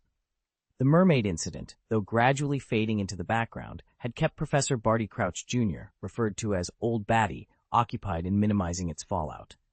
Thankfully, there were no fatalities, but the incident attracted an unexpected visitor to the Ministry of Magic, Amelia Bones, the head of the Department of Magical Law Enforcement. Her involvement meant that the spotlight was no longer solely on Crouch Jr. She would be attending the third event of the Triwizard Tournament, much to his chagrin. Meanwhile, Alastor Mad-Eye Moody, with his distinctive wooden leg, made his way through the castle's quiet corridors. His magical eye detected someone hiding around a corner, prompting him to call out, "Come out, or do you want me to invite you out?" Heinrich Edgar emerged, his pale face partly obscured by black hair, with one golden eye peering out. Moody, unfazed, recognized the darkness associated with the Edgar surname. Moody, with a grimace that accentuated the scars on his face, remarked on the Edgar family's notorious history, mentioning Adolf Edgar's fanatical end. Heinrich, provoked by Moody's disdainful recounting of his uncle's death, defended the man's ideals. Moody, however, laughed off the notion, equating the Edgar's misguided pursuits with those of Grindelwald and Voldemort. Their confrontation was interrupted by Severus Snape, who reminded Heinrich of his upcoming potions class. As Heinrich left, he warned Moody not to mock his family's ideals, a sentiment Moody dismissed, having seen too many like him end up in Azkaban. After Heinrich's departure, Snape reproached Moody for his antagonistic stance towards the students, reminding him that Dumbledore had not invited him to Hogwarts to harass them. Moody, with his magical eye flickering, met Snape's gaze, hinting at the complex dynamics at play within the school's walls. Snape faced Moody, his expression solemn. You should be aware of the impact the emergence of a new Dark Lord would have on the wizarding world. Yet, you willingly chose to become an undercover agent. No, I don't. No, Snape replied, his voice deliberate and heavy with implication. He locked eyes with Moody, adding, and Dumbledore is also in the dark about the third Dark Lord. Moody let out a derisive snort before turning to leave, his cloak billowing behind him. Snape, meanwhile, made his way into the classroom. However, as he stepped inside, the door slammed shut behind him with an ominous thud, echoing the gravity of their conversation and the uncertain dangers that lay ahead. Chapter 230, Closing the Star Club and Departure. It was a Saturday in Hogsmeade. I need to devise a new strategy for the Stealing Curse test, John mused. The Chamber of Secrets had been breached twice, and the adversary's use of the Confusion Curse was notably effective. To counter this, John sought a novel approach. He visited a local materials store and purchased acorns, known for their enchantment-dividing properties, given that oak trees inherently possess magical qualities. John had opted to venture out alone, his thoughts frequently returning to a troubling prophecy. It's best they venture out less, especially Draco, he concluded, storing the acorns in a small bag as he meandered through Hogsmeade. Suddenly, a large black dog caught his attention. John was certain of its identity. After all, he had encountered and kicked the dog twice before. It was Sirius Black, who now seemed to gesture for John to follow. After a moment's hesitation, John reasoned that Sirius was unlikely to lure him into a trap for assassination. Thus he decided to follow. As they walked, John fixated on the dog's black fur, recalling a time he had touched it. Upon reaching a secluded hill, Sirius transformed back into his human form. His appearance had improved significantly. His hair was no longer greasy, and he seemed to have regained some of his former charm and maturity. We haven't been properly introduced, Sirius said, extending his hand. Sirius Black. John shook his hand, and Sirius, with a grin, remarked, My left rib is still sore. Sorry, John replied, his tone devoid of actual remorse. He then inquired, What do you want with me? Sirius acknowledged John's reputation. I've heard about you. You're quite skilled. John, raising an eyebrow, responded non-committally to the praise. Is this about your godson? It was clear to John that Sirius's visit wasn't merely for a casual encounter. It had to involve Harry. Sirius, with a shrug, adopted a carefree demeanor. From the moment you suggested to Snape that I be handed over to the Dementors, I knew you weren't one to be trifled with. John couldn't help but smirk at the irony. I also believe that someone who would trick another into facing a mad werewolf isn't exactly noble. Snape walked into that situation himself, Sirius countered, momentarily lost for words when reflecting on his past actions. Let's leave the past behind. I'm here because I hope you and Harry can move beyond previous grievances. John scoffed at the notion. You seem to be under some misapprehension. Harry and I have no connection. If you're looking for a guardian, I suggest you turn to Dumbledore. A guardian? Sirius appeared momentarily confused, but quickly regained his composure, attempting to detain John, who was about to leave. You're aware of Harry's unique status, he said, hinting at a potential threat linked to Harry's past, possibly involving Voldemort and the Death Eaters. And what of it? John retorted. Harry's the savior, isn't he? I have no interest in playing guardian. Seek out Dumbledore, Moody, McGonagall. Just leave me out of it. With that, John brushed off Sirius's hand and departed, leaving Sirius to ponder his next steps. Despite John's dismissal, Sirius resolved to protect Harry from the shadows, aware that his own identity could attract unwanted attention from the Death Eaters, who were unaware of his animagus form. John's encounter with Sirius was merely a brief interlude in his day. Upon returning to the Star Club, he gathered everyone to announce his departure during the Easter break, urging them to stay vigilant in his absence. He distributed a series of protective devices from his bag, including a silent heart charm to Daphne, who sensed something amiss. "John, do you believe the school is in danger?" she asked, voicing the concern that lingered in the air. "In danger?" she asked, her intelligence shining through as she quickly grasped the crux of the matter. The others halted their conversations and turned their attention to John. With a grave "1," John confirmed, "The Star Society has suffered 2 invasions. I've kept it from you until now. The perpetrator remains hidden in the shadows. We can't predict his next move, but his intentions are undoubtedly malevolent." Cedric, thoughtful as ever, suggested, "Perhaps we could set up a magical surveillance system." John shook his head, dismissing the idea. It would be futile. This individual possesses formidable power, rivaling that of the headmasters. Therefore, I urge you all to steer clear of the Star Society until the semester concludes. John was aware of the busy times ahead and wanted to avoid any chance encounters between the society members and the intruder. He entrusted them with the sensitive Humping Willow amulet, instructing Cedric to pass it on to Percy. Turning to Fleur, Cedric, and Draco, John issued a stern warning.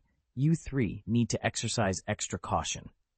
After identifying them, he elaborated, "I suspect the mermaid incident and the intruder's actions are connected. His involvement in the second project suggests that the champions might be his primary targets." Both Fleur and Cedric nodded in understanding, while Draco, puzzled, inquired, "What about me? I'm not a champion." John replied with a calm demeanor, "Given your penchant for making enemies, it's plausible you might be targeted for retaliation." Draco could only respond with a silent, bewildered stare. After briefing them, John prepared a formidable trap for the intruder. Once everyone had departed, he meticulously ground acorns into powder and mixed it with black unicorn horn powder to set the trap. Following the removal of the stealing curse, he discreetly cast another surveillance spell in a concealed location, ensuring all bases were covered. With the preparations complete, John awaited the arrival of Easter. During the holiday, he ventured into the Forbidden Forest, careful not to draw any attention.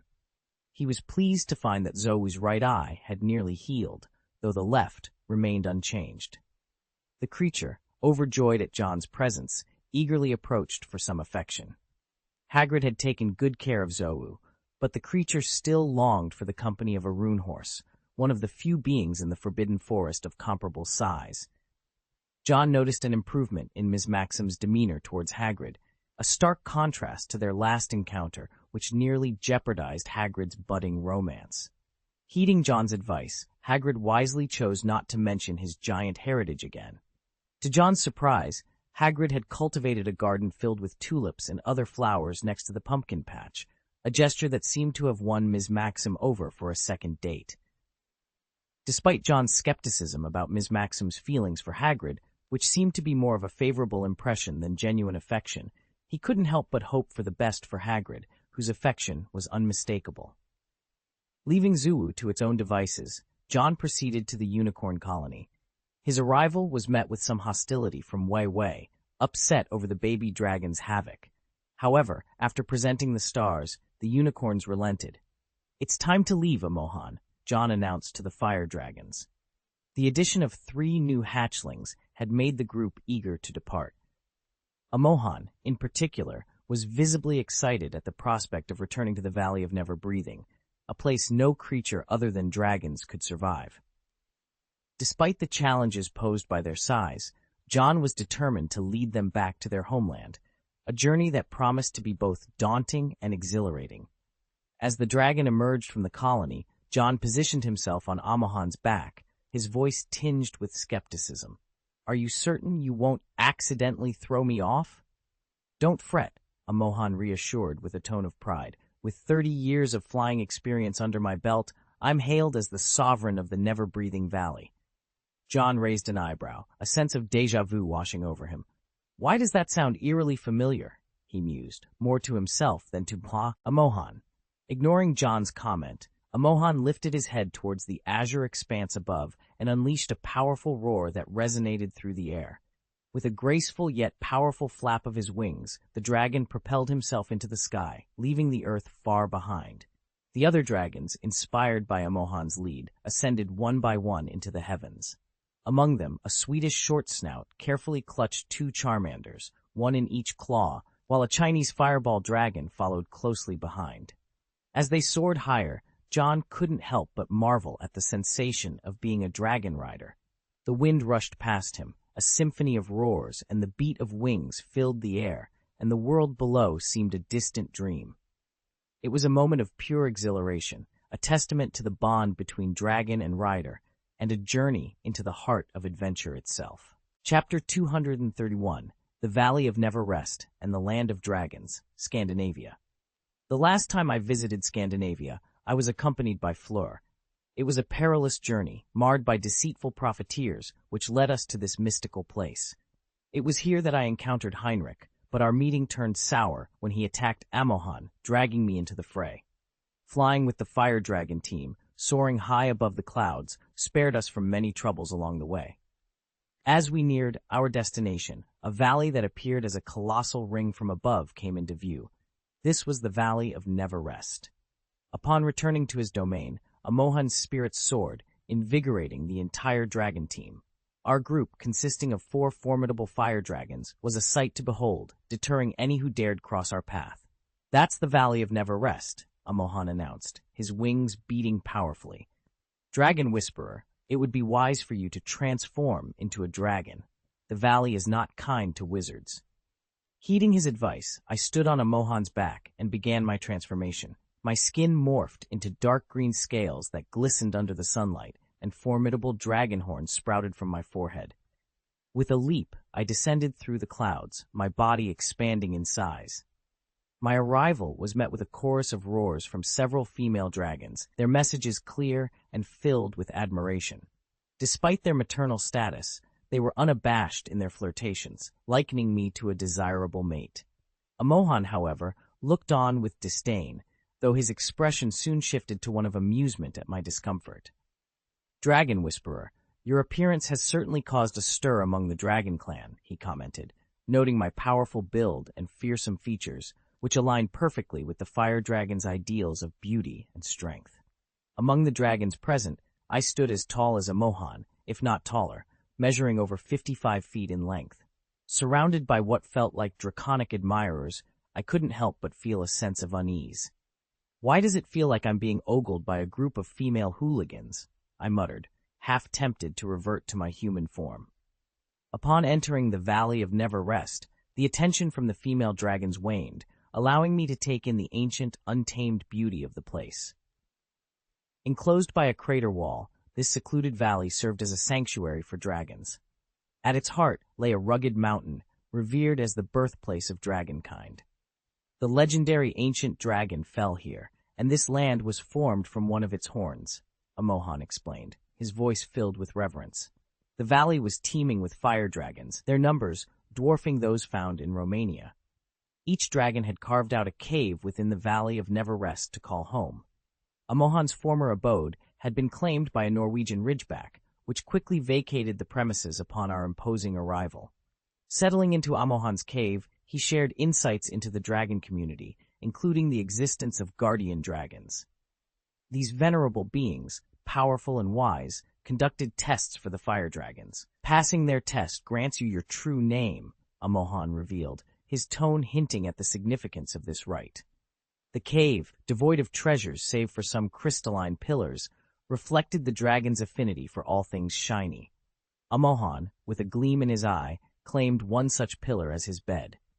"The test begins on the 4th day after the full moon in April," Amohan informed me, setting the stage for what promised to be a pivotal moment in our journey.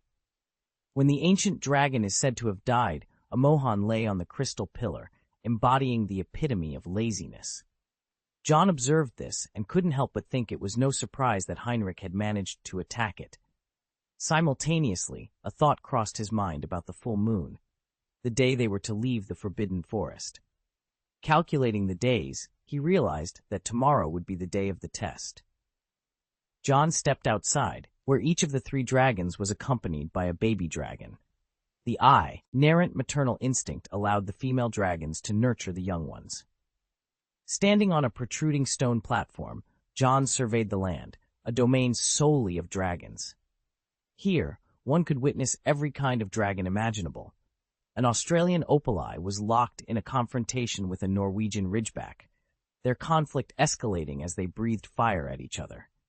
The skirmish grew, moving from the ground to the air, until the ridgeback was struck by the opali, its scales torn and blood spattering towards John.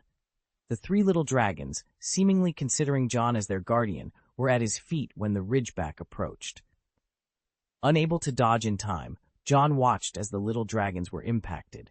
Reacting swiftly, he grabbed the ridgeback by its neck with his thick dragon claws and hurled it against the stone wall, causing rubble to fall and the ridgeback to collapse. This act of dominance stunned the opali and attracted the attention of the surrounding dragons, who were now fully awake. John's imposing stature and the ferocious horns adorning his head sent a clear message to the other dragons. He was not to be trifled with. In dragon society, where combat is a display of status, some dragons considered challenging John. However, this thought quickly dissipated as they witnessed his strength, and one by one, they lowered their heads in submission. "What's wrong with them?" John asked, puzzled. "They fear your strength because you have 4 mates," Amohan explained. John was taken aback. Dragons, with their keen sense of smell, could detect the scent of female dragons on him. This earned him a mix of awe and respect from the male dragons, while the female dragons, known for being fiercely independent, were a testament to his status. To have 4 consorts was akin to being a legendary figure among dragons. A green dragon approached John with admiration in its eyes, almost begging for his approval. John was left speechless as the dragon's gaze shifted to Amohan, clearly entranced by her beauty. Then a red dragon, towering at nearly 50 feet with spikes adorning its tail, flew over. Its gaze fixed on Amohan. It challenged John. "I want to fight with you." Puzzled, John inquired, "Is this dragon fight similar to the skirmish we just witnessed?" "Don't compare me to those weaklings," the red dragon retorted with pride. "Their fight was mere child's play. If you lose, you must relinquish the female dragon." John quickly grasped the concept of the dragon fight, a battle for ownership, a practice that, while straightforward, was an accepted part of dragon society. It wasn't limited to claiming mates, but could extend to territories and possessions, reflecting the dragon's simple yet battle-oriented culture. "Sorry, I can't agree to this. Amohan isn't mine to wager," John responded calmly to the red dragon's provocation, maintaining his composure. "If you wish to fight me, I can't stop you, but know that Amohan is not a prize to be won." John was eager to test his mettle against the formidable dragons he had encountered in his first challenge. He wondered if his own draconic form could withstand the fierce fangs and razor-sharp teeth of a fire dragon. His curiosity and experimental approach led to a misunderstanding with a red dragon, who perceived John's attitude as an underestimation of its power. Enraged, the red dragon charged at John with a ferocious roar, its massive body hurtling towards him. John's eyes sparkled with anticipation as he met the red dragon head-on. The impact of their collision resonated with a deep, muffled sound. John, raising his sharp claws, clashed with the red dragon, which retaliated by biting at John's neck. The dragon's teeth scraped against John's scales, causing a sharp pain, but John's powerful swipe sent the red dragon tumbling through the air. Touching his neck, John realized his human instincts had momentarily taken over, making him forget that a dragon's most lethal weapon was its venom-laden teeth. Thankfully, the bite wasn't deep, and his scales offered significant ant protection. With a powerful flap of his wings, John soared towards the red dragon once more. The red dragon, regaining its composure, prepared to unleash its fiery breath. Its cheeks glowed a menacing red as it expelled a stream of fire towards John. In response, John summoned a concentrated blast of flames from his own maw, chanting, "Fire burning incendio." The 2 streams of fire collided, but John's flames, enhanced by ancient magic and his fire dragon form, quickly overpowered the red dragon's, engulfing it in an intense blaze. As the flames dissipated, the red dragon lay on the ground, its scales charred black. John, realizing the potency of using flame spells in dragon form, approached the defeated dragon with a sense of accomplishment. Amohan's voice, filled with excitement, urged John to claim his trophy by breaking off the red dragon's horns.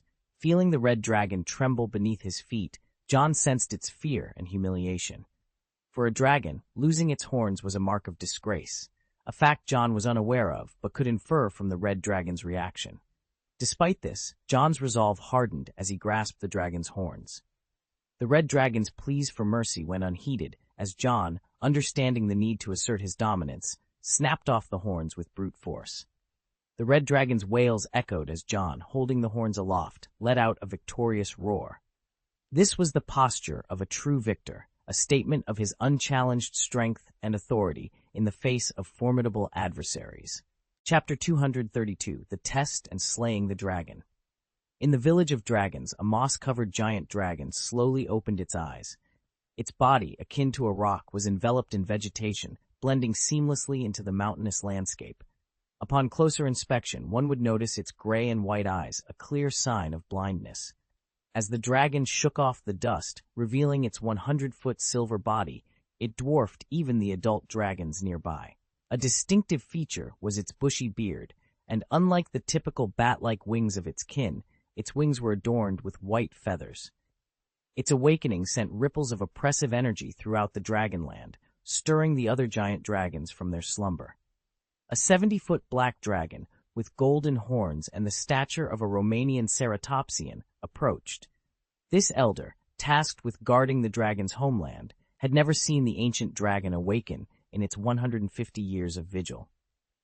"Sage, what has stirred you from your slumber?" the black dragon inquired, its posture humble before the ancient being that had lived for millennia. The sage's lifeless eyes were fixed on the Valley of Never Breathing, where the echoes of a dragon's roar, though immature, carried an unusual potency. "I heard the voice of the young king," it responded, its voice laden with the weight of ages, stirring the dust and pebbles around it. "Young king?" The black dragon's eyes widened in shock. The Valley of Never Breathing was steeped in legends of a king to whom dragons pledged their allegiance, tearing asunder all in their path. This valley, created by the first king, an ancient dragon of legend, was encircled by walls made from the king's bones, and the dragon's home was built from his horns. The emergence of a young king, a dragon with the potential to ascend to such a revered status, had not occurred in 1,000 years. The sage had entered a deep slumber due to this absence, making the news of a potential young king profoundly shocking. This was a momentous occasion, one that would be etched in history. Meanwhile, after John had snapped off the horn of a red dragon, he returned to his cave with a look of disdain for the other dragons, who dared not meet his gaze. Victorious, he safeguarded the dragon horns he had collected, treasures no dragon dared covet. The following day marked the beginning of the test. John observed many dragons flying towards Dragonland and decided to follow. As he neared the dragon's village, he noticed a decrease in the wind elements, causing some dragons to lose control and plummet. "Has the test begun?" John mused, stabilizing himself and gliding forward. Among the dragons struggling with the ordeal, John noticed 3 Romanian female dragons and chose to keep his distance, understanding that this test was for each dragon to face alone. The closer he got to Dragonland, the more intense the pressure became, until he could no longer fly and found himself among other grounded dragons, including a burly Welsh green dragon and a Romanian horned dragon. The Welsh green dragon focused solely on moving forward, paying no heed to John. The Romanian horned dragon, however, regarded John with fear, mindful of his prowess, demonstrated in the previous day's confrontation. Opting not to provoke John, it proceeded towards the village. John observed the 2 dragons, noting their size compared to those outside the village. Suddenly, he felt a shadow loom over him, followed by an intense burning sensation from above. Swiftly, he dodged to the side, ready to face whatever challenge awaited him in the dragon's village. In a frantic rush, the dragon's fiery breath scorched the earth, transforming the brown terrain into a smoldering crater. Another dragon descended, a black dragon from the Heshidia Islands, measuring approximately 40 feet in length. Known for its hostility, this fire dragon launched an attack upon sight. John, unaccustomed to such aggression, countered swiftly. His claws lunged at the black dragon, which, despite its smaller size, continuously unleashed torrents of flame. John Peely dodged these attacks, closing in on the black dragon and ripping through its armor with a single powerful swipe of his claw.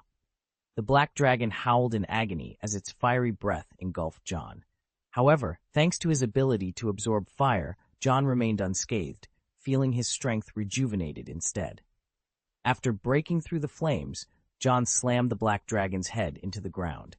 Despite being a fire dragon, the massive impact dazed it momentarily. The black dragon, smaller and more agile, retaliated with a swift flick of its spiked tail. John, quick to react, charged his breath and unleashed a fiery blast that set the black dragon ablaze. The dark green tail, like a meteor hammer, crashed into the black dragon's head, silencing its screams. The black dragon collapsed, its body still aflame. "It seems not all dragons are friendly," John remarked, his expression stoic. Having defeated the black dragon, John found himself slightly delayed. The path to the land of dragons was singular, and only those without true names were compelled to ascend. This ascent was a trial, the pressure intensifying with each step, crushing the flesh beneath their scales. The black dragon had targeted John, recognizing him as a formidable opponent. The quest for a true name was not just a test of strength, but also a battle for power. With fewer dragons reaching the summit, the power bestowed by a true name would be greater. Thus, many dragons perished along the way, unwilling to share their might with others. Accelerating his pace, John continued his ascent. The Welsh green dragon, intent on not harming others, climbed earnestly. The Romanian horned dragon eyed the Welsh green with hostility, but remained rational, understanding that the combined strength of 3 dragons was sufficient. This rationality persisted until more dragons arrived, and chaos ensued. The battle among the Titans had begun. The Romanian horned dragon roared as a Peruvian viper tooth emerged, its small stature granting it unmatched agility. Even fire dragons had to beware of its venomous fangs. The Romanian horned dragon attempted to fend it off, but the viper tooth's speed was too great. Its poisoned fangs sank into the Romanian's wing, prompting a swift retaliation. The Romanian's horns impaled the viper tooth, bringing it to the ground before incinerating it with a breath of fire. The Romanian's eyes turned a blood red, poisoned by the viper tooth. In a frenzied state, it charged at John, who was nearing the land of dragons. Without hesitation, John increased his speed and rammed into the Romanian with the horns on his head. His claws, now as sharp as blades, sliced through the Romanian's neck. Witnessing this, another dragon lunged at John, igniting his primal instincts. With a roar, John opened his mouth and unleashed a powerful blast of dragon's breath. Breathing fiercely into the dragon's mouth, John knew that even a fire dragon would succumb to such extreme temperatures from within. The fire dragon's body glowed an ominous red before it exploded, the gruesome act fully awakening John's primal ferocity. His wings, previously bitten by the Ukrainian ironbelly, now served as weapons as he swung them with all his might, slamming the dragon and its wings to the ground. The Ukrainian ironbelly crashed heavily onto the earth, and with a swift, decisive bite to its neck, John ended its life. Raising his head to the sky, he unleashed a roar that echoed his untamed spirit, shouting, "Who else dares challenge me?" Panic and the sheer force of his presence radiated outwards, instilling terror even among the mighty dragons. They halted their advance, fear evident in their eyes, none daring to come closer to John. As the intensity in John's gaze began to wane, he turned his attention towards the dragon's land, paying no heed to the other dragons. A Welsh green dragon, in its haste to escape John's notice, scurried away. However, John's speed was unmatched, his form enhanced by the blessing of Vientiane, allowing him to navigate the terrain with ease. He quickly caught up with the Welsh green dragon, which, in its fright, spewed flames from its nostrils and halted, too scared to move further. John couldn't help but feel bemused. He had expected the Welsh green dragon to be a formidable opponent, yet it was nothing but timid. Really now? He thought, slightly disappointed. Nevertheless, he decided to take advantage of the situation. After covering some more distance, John finally arrived at the dragon's land. Lifting his gaze, he was met with the sight of a Romanian longhorn. For a moment, he mistook it for one he had encountered earlier, but a closer look revealed his error. The elder dragon regarded John with a peculiar expression, clearly taken aback. It had never seen a dragon quite like John, who did not fit into any known dragon species. The scene was a testament to John's unique presence among dragons, a being who defied the norms and instilled fear and awe in equal measure. His journey through the dragon's land was not just a physical one, but a declaration of his strength and a challenge to the established order among dragons. Chapter 233, The Ancient Dragon and the Mystery of the Dragon Farm. John and Hailong exchanged wide-eyed stares, enveloped in a silence that rendered the atmosphere increasingly peculiar. Amidst this tension, the Welsh green dragon, having exerted considerable effort, finally clambered up the slope. It seemed to embody the essence of perseverance, poised to unleash a triumphant roar to express its hard-won victory. However, upon catching John's direct gaze, the dragon recoiled timidly.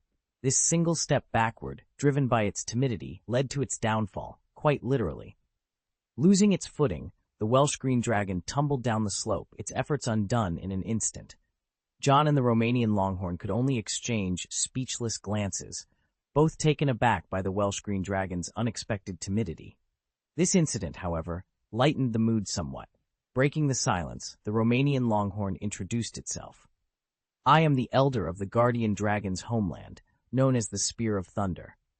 John was momentarily taken aback. "Is that really your name?" he wondered internally, finding the name both grandiose and slightly absurd, even more so than Amohan.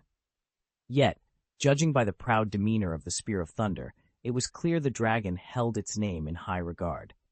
With no other dragons approaching, the Spear of Thunder proceeded to explain the next steps.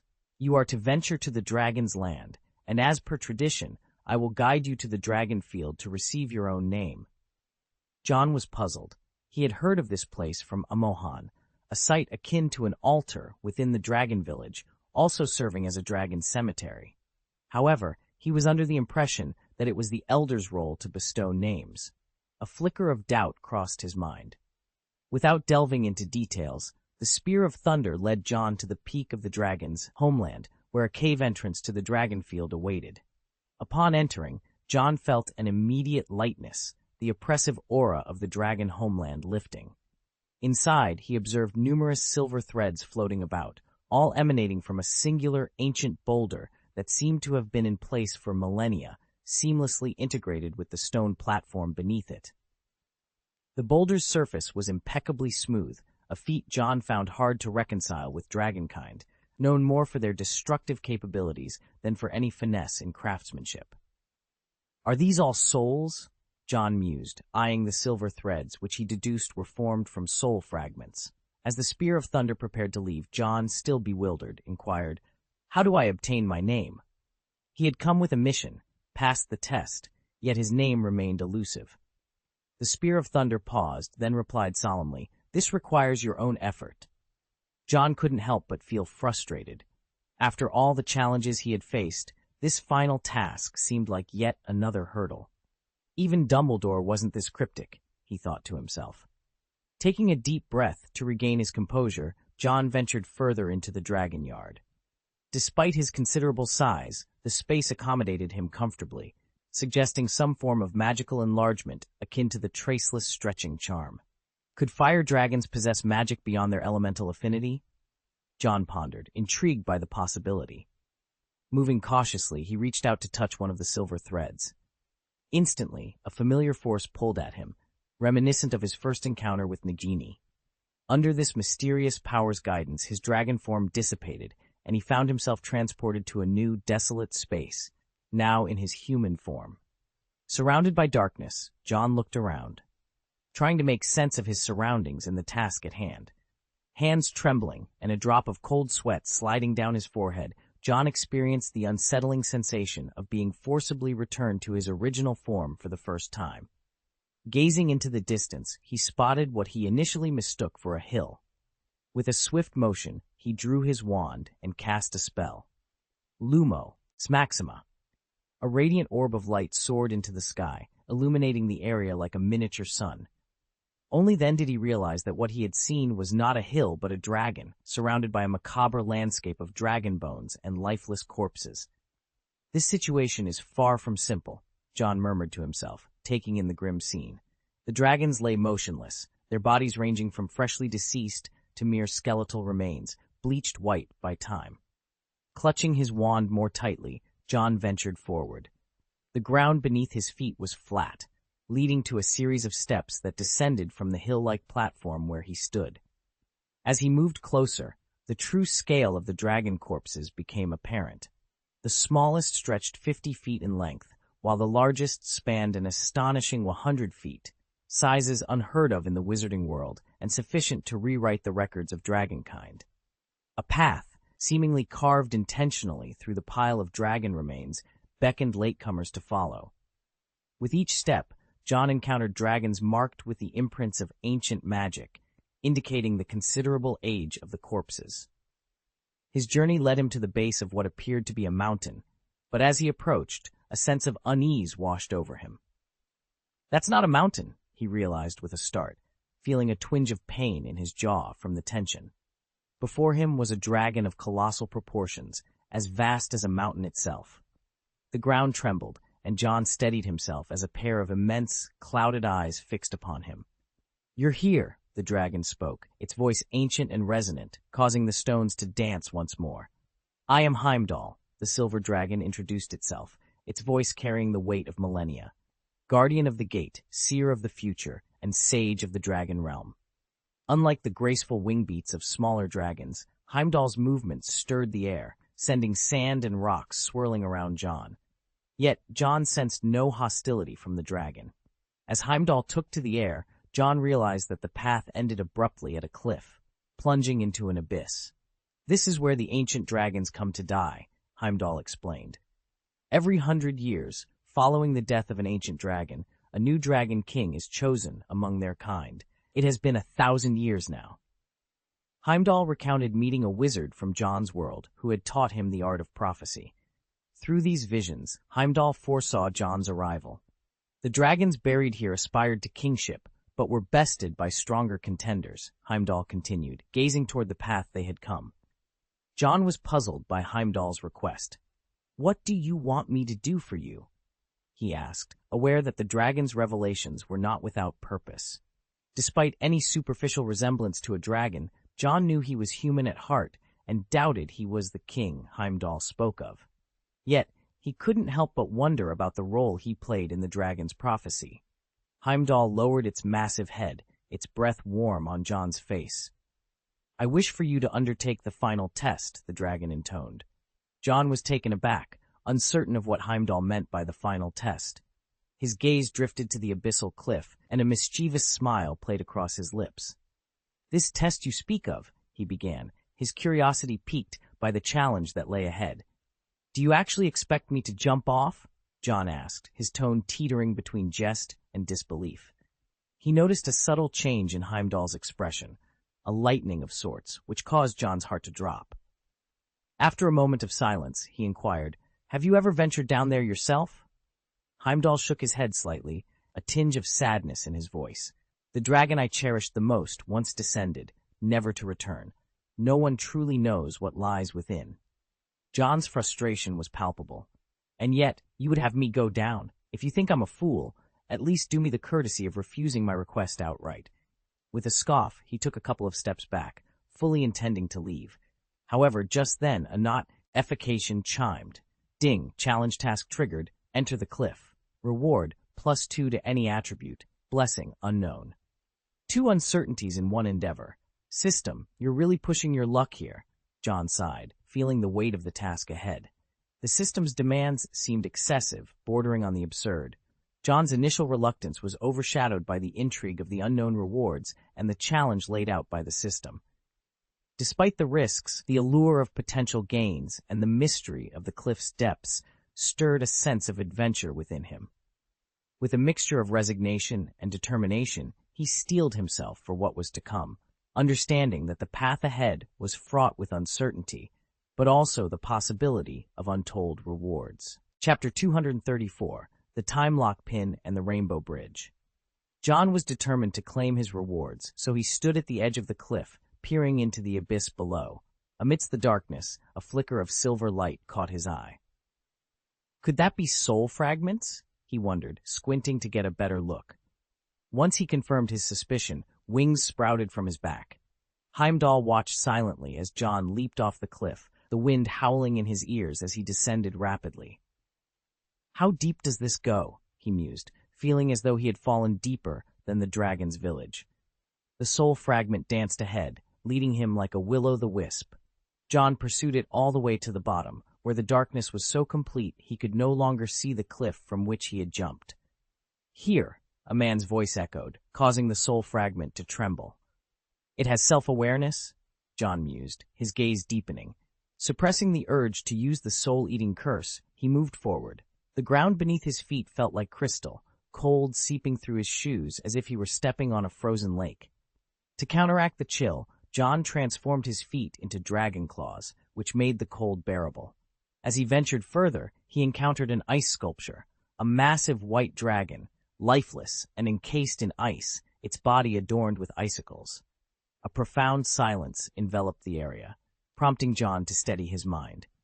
Beyond the dragon sculpture, he saw the frozen forms of fire dragons, preserved in their final moments against the glacier walls. The cold assaulted him once more, and he quickly conjured fire elemental magic to ward off the chill. These dragons were frozen to death, he realized, recalling Heimdall's words about dragons never leaving this place. Guided by the soul fragment, John approached a golden orb encrusted with frost. Inside the orb was a room, emitting a faint blue light that seemed on the verge of extinguishing. The soul fragment lingered outside the golden chamber, instilling a sense of security and trust in John. Despite his initial instincts, he refrained from using the soul-eating curse and instead focused on the room. The chamber, designed for dragons, was spacious, with a door resembling a golden plant that was firmly locked. The faint blue light peeked through the gaps, and the door itself seemed alive with surging magical energy. This reminds me of the tree in the unicorn colony, John thought, drawing parallels between the magical tree where unicorns renew their horns and the golden structure before him. It seemed unlikely that dragons were responsible for creating such a marvel. Taking out his wand, John examined the intricate locks. Allahomora, he attempted, though he was plagued by doubts. Deciding to set aside his questions for the moment, he turned his attention to a square box surrounded by the same plant-like material as the door. The box, sealed on a table, emitted a deadly cold that was absorbed by the surrounding plants. Could these glaciers have been created by boxes? John wondered, struck by the absurdity and horror of the thought. The idea that a single box could generate an entire glacier, and the immense magical power required to do so, was baffling. Realizing that he had yet to complete the system task, John understood that this final test likely involved the mysterious box. His expression darkened at the thought. Is this really the work of a person? And if this box is responsible for the glacier, how am I supposed to pass the test? He pondered. Raising his right hand, John activated the silver ring that covered his entire arm, with 5 magic crystals channeling power into the Philosopher's Stone. Tentatively, he reached out to touch the box. The moment his finger made contact, a surge of magical energy erupted from the box, flooding into him.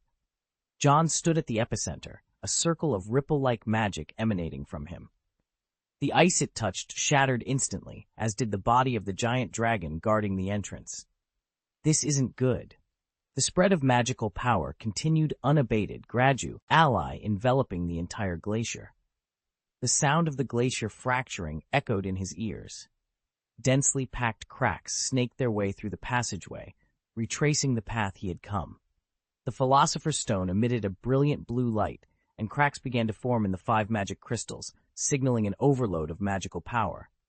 Previously, John had only managed to create 1 super magic crystal using the power of 36 magic crystals, but now 5 had undergone the transformation.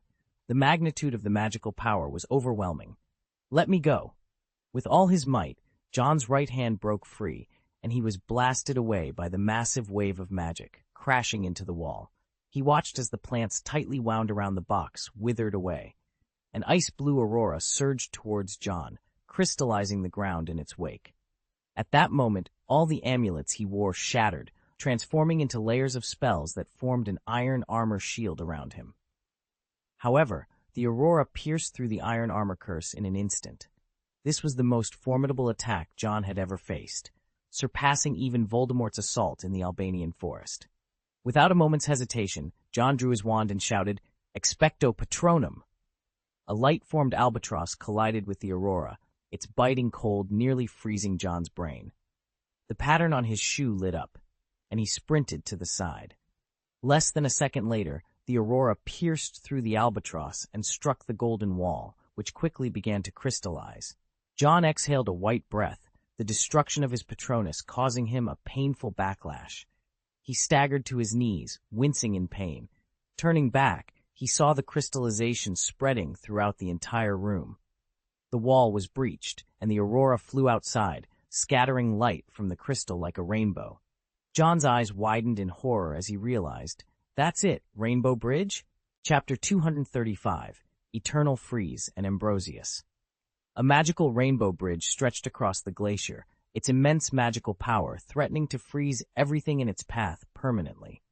The box trembled continuously, struggling to break free from the grip of withered plants. If this continued, it wasn't just the glacier at risk, but the entirety of Longchang could face destruction. Why is there such a dangerous thing in Longchang? John couldn't help but exclaim, frustration evident in his voice. Words floated out of the box, and upon closer inspection, he recognized them as ancient text. "Frozen box?" he read aloud, disbelief coloring his tone. The legendary treasure of the Kingdom of Giants, an artifact capable of freezing everything in its vicinity, was now a reality in the wizarding world. Even for someone like John, this revelation required time to fully comprehend. Aiming his wand at the icebox, John channeled his magic, determined to destroy the artifact. Bones to dust, reducto. A white light shot from his wand, powerful enough to shatter magical spells binding buildings, yet it failed to inflict any damage on the icebox. Undeterred, John launched a series of spells at the box, but to no avail. The icebox continued its relentless operation, freezing everything in its wake. Feeling helpless, John wondered if Heimdall had been mistaken in sending him here, directly leading to the potential destruction of Longchang. Just then, a silver thread caught his eye. Upon closer examination, he noticed it was a soul fragment, which flew towards the frozen man, attempting to penetrate the ice and enter the sculpture. "That can't possibly be the soul of the ice sculpture, can it?" John mused, observing the soul fragment's behavior. Despite the powerful ice currents, the soul fragment remained unharmed. Cold currents only affect physical entities, he realized, a spark of understanding in his eyes. The soul fragment approached John, seemingly pleading for help. "You want me to melt the ice sculpture?" John inquired. The soul fragment bobbed up and down, as if nodding in agreement. Taking a deep breath, John underwent a transformation. Dragon horns sprouted from his head, wings unfurled from his back, and his body rapidly grew in size until he assumed the form of a dragon. He aimed at the ice sculpture and opened his mouth wide. "Fire! Incendio!" A jet of flame erupted, engulfing the ice sculpture in red flames hot enough to melt rock, yet the ice sculpture only melted slowly. "Not enough firepower," John concluded. The scales on his neck glowed as he unleashed another breath of dragon fire, this time a more fearsome flame. Eventually, the ice sculpture melted away. Reverting to his human form, John was about to allow the soul fragment to proceed when he witnessed the thawed man being swept away by the torrent, crashing against the wall and shattering. John stood in silence, questioning the effort he had just expended. The soul fragment, equally surprised by the outcome, halted in midair. Forget it. Relying on others is worse than relying on oneself, John thought, realizing he couldn't depend on external help. Waving his wand, John's eyes transformed into dragon pupils.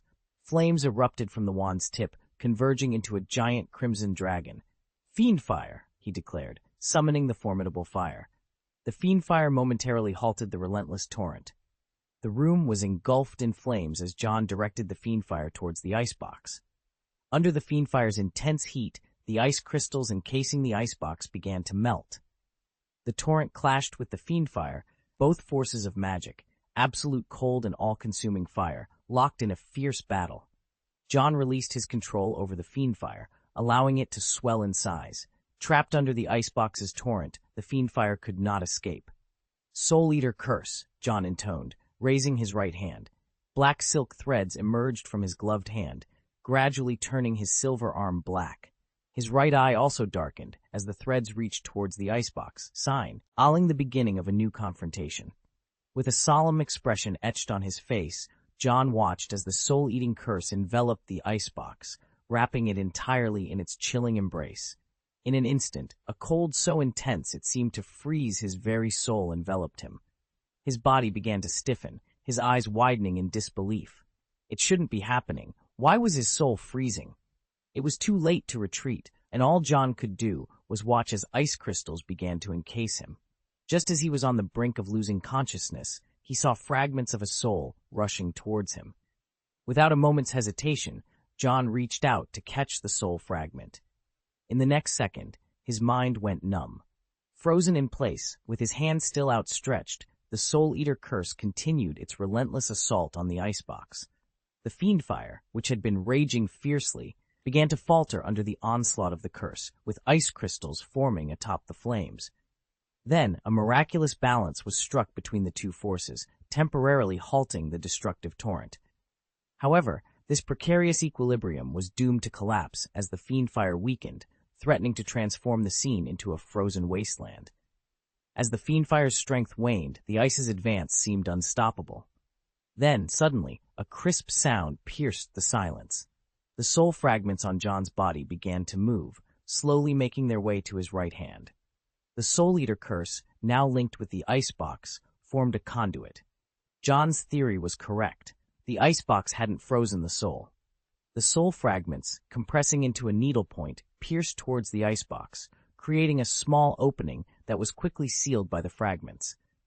The other end of the soul fragment transformed into a silver thread connected to John's hand, shimmering with a faint light.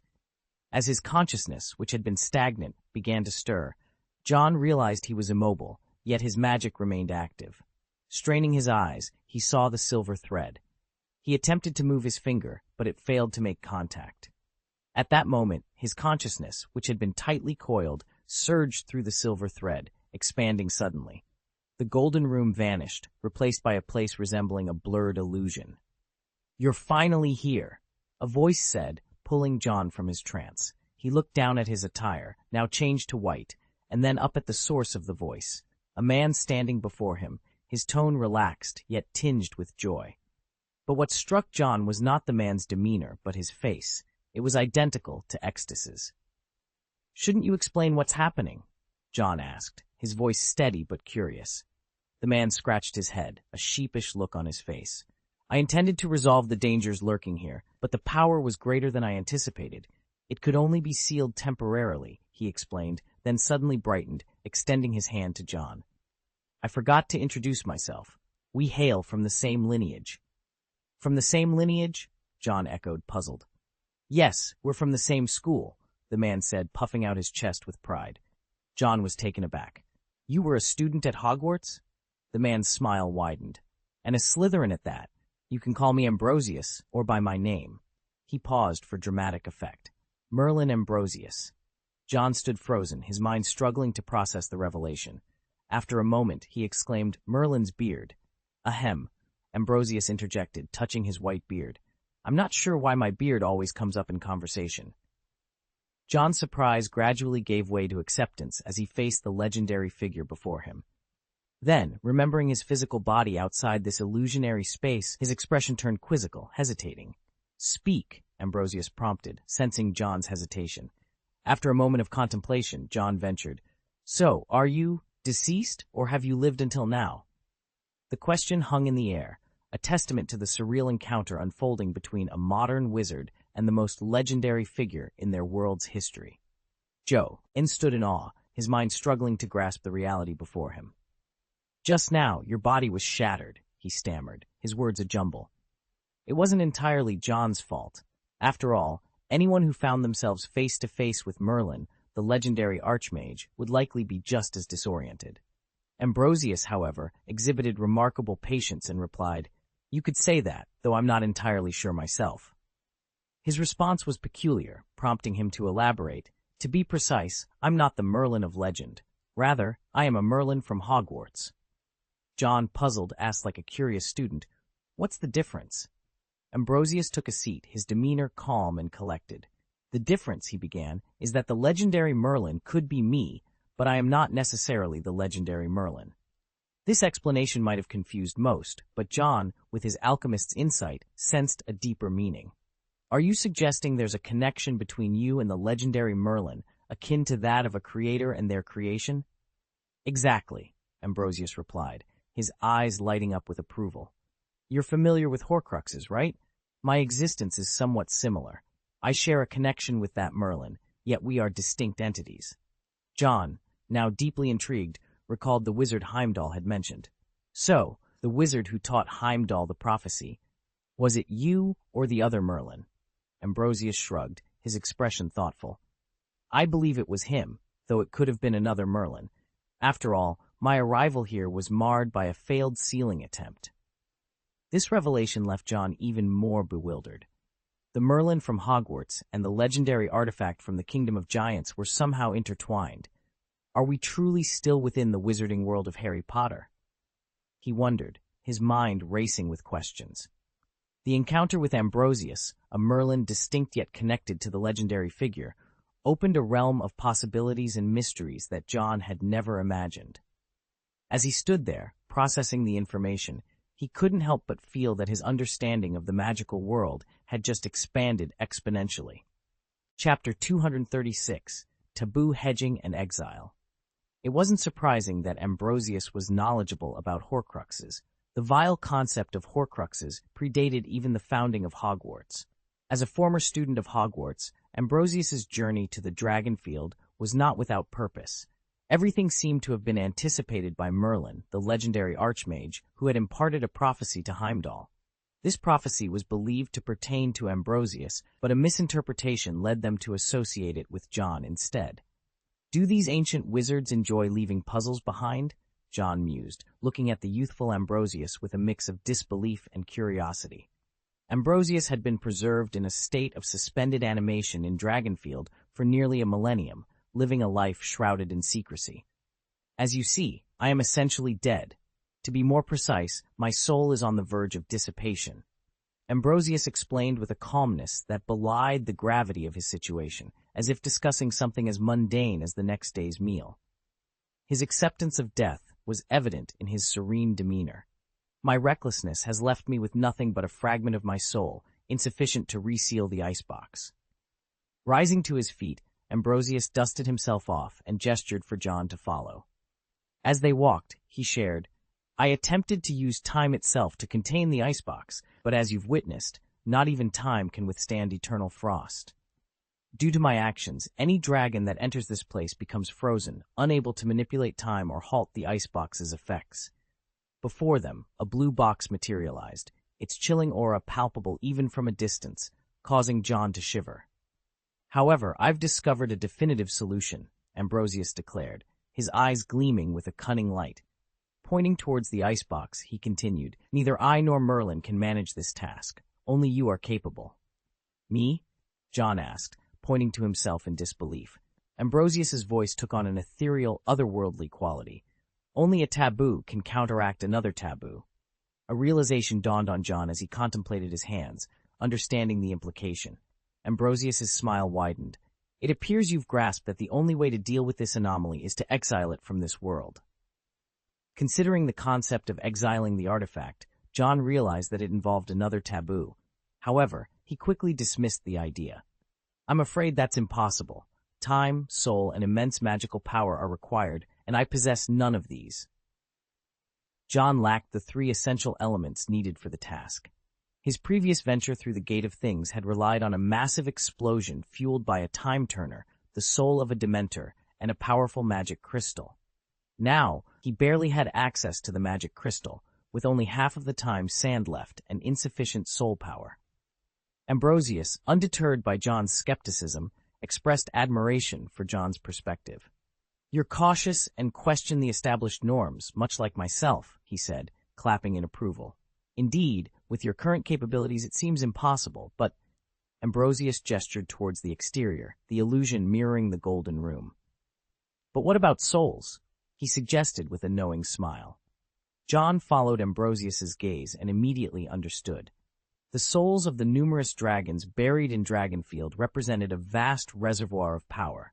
However, harnessing such immense soul energy would require equivalent temporal power. It's been a pleasure meeting you. If you're willing, please fulfill this task on my behalf and accept this modest gift of power, Ambrosius said, grasping John's hand. His soul began to glow with a golden light as he spoke with a serene smile. I entrust this to you. With those final words, Ambrosius vanished completely. The scenery around John faded, and as his consciousness returned to his body, a crack formed on the surface of the ice crystal. Soon, a network of web-like fissures spread across the crystal. With a concerted effort from John the Voth, the entire ice crystal shattered, revealing a flaw in the frozen box, a gap opened by Ambrosius using his soul, marking the only imperfection on its surface. Freed from the eternal freeze, John's left hand glowed brightly as the time lock, previously dissipated, reappeared in his palm. The Mobius ring, symbolizing eternal reincarnation, broke apart and transformed into gold, encircling his arm. Ding! Task completed. Receive +2 any points. Blessing. Oak Mage enhanced magical perception, increased magic extraction, and amplified magic damage. Clutching his wand in his left hand, the red oak wand seemed to become one with him. As he raised his right hand, black silk threads unfurled, spreading outwards. The golden room collapsed, and the souls in Longchang stood out starkly against the destruction. The black threads reached out, ensnaring the souls and drawing them towards John. As Fiendfire threatened to freeze over, the threads extended across the entire Dragonfield, engulfing the land in a dark tide. Heimdall, with his gray eyes, watched the scene unfold, his gaze never wavering, even as the Dragonfield trembled. He knew it was his time to act, his voice echoing throughout Longchang. Souls of the dragon, in your final act of protection for our homeland, lend your strength. The souls lingering on the dragon corpses ascended, converging into a mass of light that dove into the dark tide, each soul distinctly visible. John absorbed the dragon souls, and with a gesture, the silver Wick sword materialized in his right hand. The dragon souls infused the blade, causing it to emit a brilliant light. The power of time in his left hand flowed into the wand, causing the red oak to shine intensely, like a miniature sun. With time in his left hand and souls in his right, wings sprouted from John's back, drawing together golden and dark energies. The two forces collided, creating a terrifying power that warped the space around John. The 5 super magic power crystals, strained to their limits within the gloves, were on the brink of shattering, while the Philosopher's Stone amplified the magical power 100-fold. The formidable magic clashed with the forces of time and soul. A vast circle, centered on John, enclosed the frozen box. He aimed at the small gap, wielding both wand and sword. Gold, silver, black, and purple energies twisted together, striking the icebox with immense force. The burden was immense, and John felt the presence of dozens of souls within him. He roared, his body sprouting golden scales. I need something that can eternally guard the icebox. His consciousness blurred as the souls within him surged into the icebox. Yet it wasn't enough. The box could breach even time itself. Time would erode, and souls would fade. He needed eternity. The absence of eternity saw John's power waning. At that moment, a voice spoke from behind. As your senior, I believe it's time I taught you something. A withered hand clasped John's left hand, and the golden light of time grew increasingly bright until it transformed into a dazzling flame. This is the eternal fire, the ancient Blaine immortal fire. The arrival of the Guble immortal fire pushed the 4 forces to a critical point, and then a breaking point was reached. Time around John halted, the torrent of impact ceased. His vision cleared, and turning around, he found the source of the voice had vanished. In place of where the icebox once stood, there was now a crack, a familiar sensation, the doorway to realms beyond. John's hands were covered in hideous scars, and the delayed agony began to set in.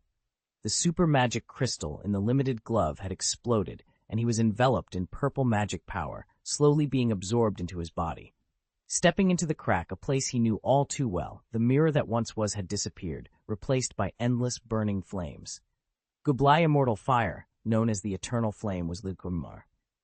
As unquenchable as fiend fire, yet distinct in its nature, the Gublai immortal fire perpetually blazes without spreading its destruction. Amidst these flames, a box encased in ice radiated a cold aura, hinting at something trapped within, struggling to escape. An oak staff was placed nearby, and it began to grow rapidly, eventually transforming into a towering oak tree. This was the staff of Ambrosius, renowned for its resilience. The relentless flames seemed to have no effect on the grand tree, which now enveloped the icy box, securing it in a tight embrace, preventing its escape. "You've returned, I see." The voice of an old man emerged from the shadows, carrying a tone of familiarity and a hint of amusement. A smile tugged at the corner of John's mouth in response. Chapter 237, Teacher and Support. Looking back, the elderly man appeared to be centuries old, his entire being as delicate as glass. "Teacher," John greeted the old man affectionately. Nicole Flamel, with a smile on his face, was the only alchemist known to have created the Philosopher's Stone, placing him at the pinnacle of alchemical mastery. Nicole Flamel had been present the last time John and Extus visited the Gate of Things. It was Flamel who had enhanced John's sword of silver Wick. Their mentorship had lasted several months, during which Nicole Flamel had grown quite fond of John. "You've matured. Is this your creation?" Nicole Flamel inquired, examining a glove with an intricate design, his expression one of deep approval. With his expertise, he could easily discern that the alchemy imbued within the glove was of the highest caliber, a testament to John's remarkable progress in just a few years. "Why does this place look different from the last time?" John asked, puzzled. Previously, the area had mirrored surroundings, but now it was illuminated by Gublai fairy fire. Nicole Flamel explained, "The Gate of Things is, in essence, ever-changing. Its transformation is not unexpected." Upon noticing the legendary icebox, Nicole Flamel couldn't hide his astonishment. "The legendary artifact from the Kingdom of Giants has indeed brought me quite the dilemma," he remarked. As the current guardian of the Gate of Things, the icebox posed a significant challenge for Nicole Flamel. Determined, John stated, "I wish to enter the Gate of Things and permanently exile the icebox." Nicole Flamel, however, shook his head, his eyes filled with a mixture of kindness and sorrow. "My child, every action requires a sacrifice. You're in no condition to proceed," he observed, noting John's frail state. John's arms were severely injured, and his soul had not been spared from harm. At that moment, an elderly woman approached. It was her second encounter with John. Distressed by his condition, she exclaimed, "Albus has failed to protect you adequately." The woman was Perenelle LeMay, Nicole Flamel's wife, who had shared a long life with him. Viewing John as a potential successor, Perenelle also considered him like a son. Displeased with Dumbledore's oversight, she expressed her concern for John's well-being. John remained silent, unsure how to explain his strained relationship with Dumbledore. Perenelle's words, filled with emotion, touched John deeply. "He's only 15. Why must he endure so much?" she lamented. Her compassion was a balm to John's weary soul, a rare moment of solace in his tumultuous journey. "Leave your burdens here," Nicole Flamel advised gently. "What you need most now is to heal." Grateful, John responded sincerely, "Thank you, teacher. I will find a way." Despite his desire to stay, John knew time was of the essence. He approached the Gate of Things with determination, aware that it held the key to resolving his predicaments. Inside, 3 gates stood, a white gate symbolizing life and death, a golden gate for the past and future, and a silver gate representing creation. This time, John headed towards the silver gate. As he looked at his damaged hands, the gate swung open as if by magic. A hand reached out from beyond, signaling the principle of equivalent exchange. John, with resolve, offered his last Philosopher's Stone. "In exchange for healing my hands, I am willing to give this Philosopher's Stone." The hand hesitated momentarily before swiftly taking the stone. John then experienced an intense pain, as if his arms were being severed and then regenerated. His hands transformed, and by the end of the ordeal, drenched in sweat and clenching his fists, John had recovered. Retrieving another Philosopher's Stone from his bag, John called out to the Gate of Things, ready to face whatever came next with renewed strength and determination. John stood before the Gate of Things, his heart heavy with the realization that his request for a space to exile the icebox might be beyond his reach. His inventory was sparse, consisting only of the Philosopher's Stone, a pair of limited gloves, and the sword of silver Wick. With a sense of reluctance, he removed his ring and called out once more, "I need a space where I can exile the icebox." The gate remained unresponsive, deepening John's sense of despair. In a last-ditch effort, John raised the sword of silver Wick, his voice echoing with determination, "I need a space where I can exile the icebox." This time, the gate stirred, but not in the way John had hoped. Instead of granting his request, numerous arms emerged, attempting to pull him into its depths. Panic surged through John as he stumbled backward, realizing his own strength was insufficient against the menacing entity. Just as the arms were about to ensnare him, they halted. John's eyes widened in relief as he saw his mentor, Nicole Flamel, standing protectively in front of him. Once the danger had passed, John managed a wry smile. Admitting defeat, it seems that he can't be exiled. Nicole Flamel approached, his expression grave as he helped John to his feet. "Nothing is perfect, John, and that includes people," he said, his voice imbued with earnestness. "You've been pushing yourself too hard." John was momentarily taken aback by his mentor's words. He reflected on his actions, realizing the truth in Flamel's observation. Despite founding the Star Club with the intention of keeping his friends safe, John had always been the one to face dangers head-on. He fought Voldemort to protect his friends, broke taboos to save Hermione, and endured the Cruciatus curse for Neville's parents. His loyalty to his friends was unwavering, yet he often found himself facing challenges alone, unlike Harry Potter, who had a network of support from figures like Dumbledore, Professor McGonagall, and the Order of the Phoenix. John acknowledged the stark contrast between himself and Harry. While Harry had a safety net of mentors and allies, John felt isolated, with no one to fall back on. His every mistake carried the weight of potential disaster, and he sensed the skepticism from Snape and the lack of trust from Dumbledore. The realization that he had no one truly behind him was a bitter pill to swallow. Despite his attempts to forge connections, such as seeking Snape's favor, John understood that his efforts were in vain. Snape's loyalty lay with Dumbledore and Harry, leaving John to navigate his path alone. This acknowledgement brought a sincere, albeit bitter smile to his face as he confided in Flamel, "Teacher, there is no one behind me." John's involvement with the Star Club and his interactions with allies like Dharma Alex were driven by necessity and mutual interests rather than genuine support. With the Star Club still in its infancy, John bore the weight of his responsibilities alone, a trace of fatigue etching itself into his features as he gazed at the Gate of Things, contemplating his solitary journey. Lost and uncertain, John lamented, "It seems I have no way to solve the icebox's mystery." He was unsure if the icebox would impact the teacher within the Gate of Things, yet he felt a strong reluctance to retain the artifact. Nicholas Flamel led John to the Golden Gate. As they approached, John sensed the Gate of Things' displeasure upon opening the golden door. It was evidently unhappy with Nicholas Flamel's decision to let John proceed without formal authorization. Unperturbed, Nicholas Flamel said, "Go forth, boy. There is a teacher for everything." His words carried a weight of affirmation, unaware of the numerous injustices his student had endured in this world. As a mentor and elder, the realization pierced his centuries-old heart with a sharp sting. Nicholas Flamel's distress and guilt over John's plight were profound, compelling him to act selflessly on his student's behalf. John understood that parting ways with his teacher was inevitable. Simultaneously, he recognized that Nicholas Flamel was preparing to undertake a significant action for his sake. After stepping through the Golden Gate, it closed behind him. "Nicholas?" Flamel watched solemnly, his gaze lingering as his wife joined him, taking his arm. Together, they silently observed John's departure. Ding, the task is completed. Chapter 238, Transformation and True Name. As John's eyes fluttered open, he found himself no longer at the Gate of Things, but under a clear sky, where a magnificent galaxy stretched above him, its brilliance showering down upon him. The silver dragon, Heimdall, who had been waiting patiently, greeted him with a soft whisper, "You're awake." John sat up, realizing they were still beneath the cliff, yet everything seemed transformed.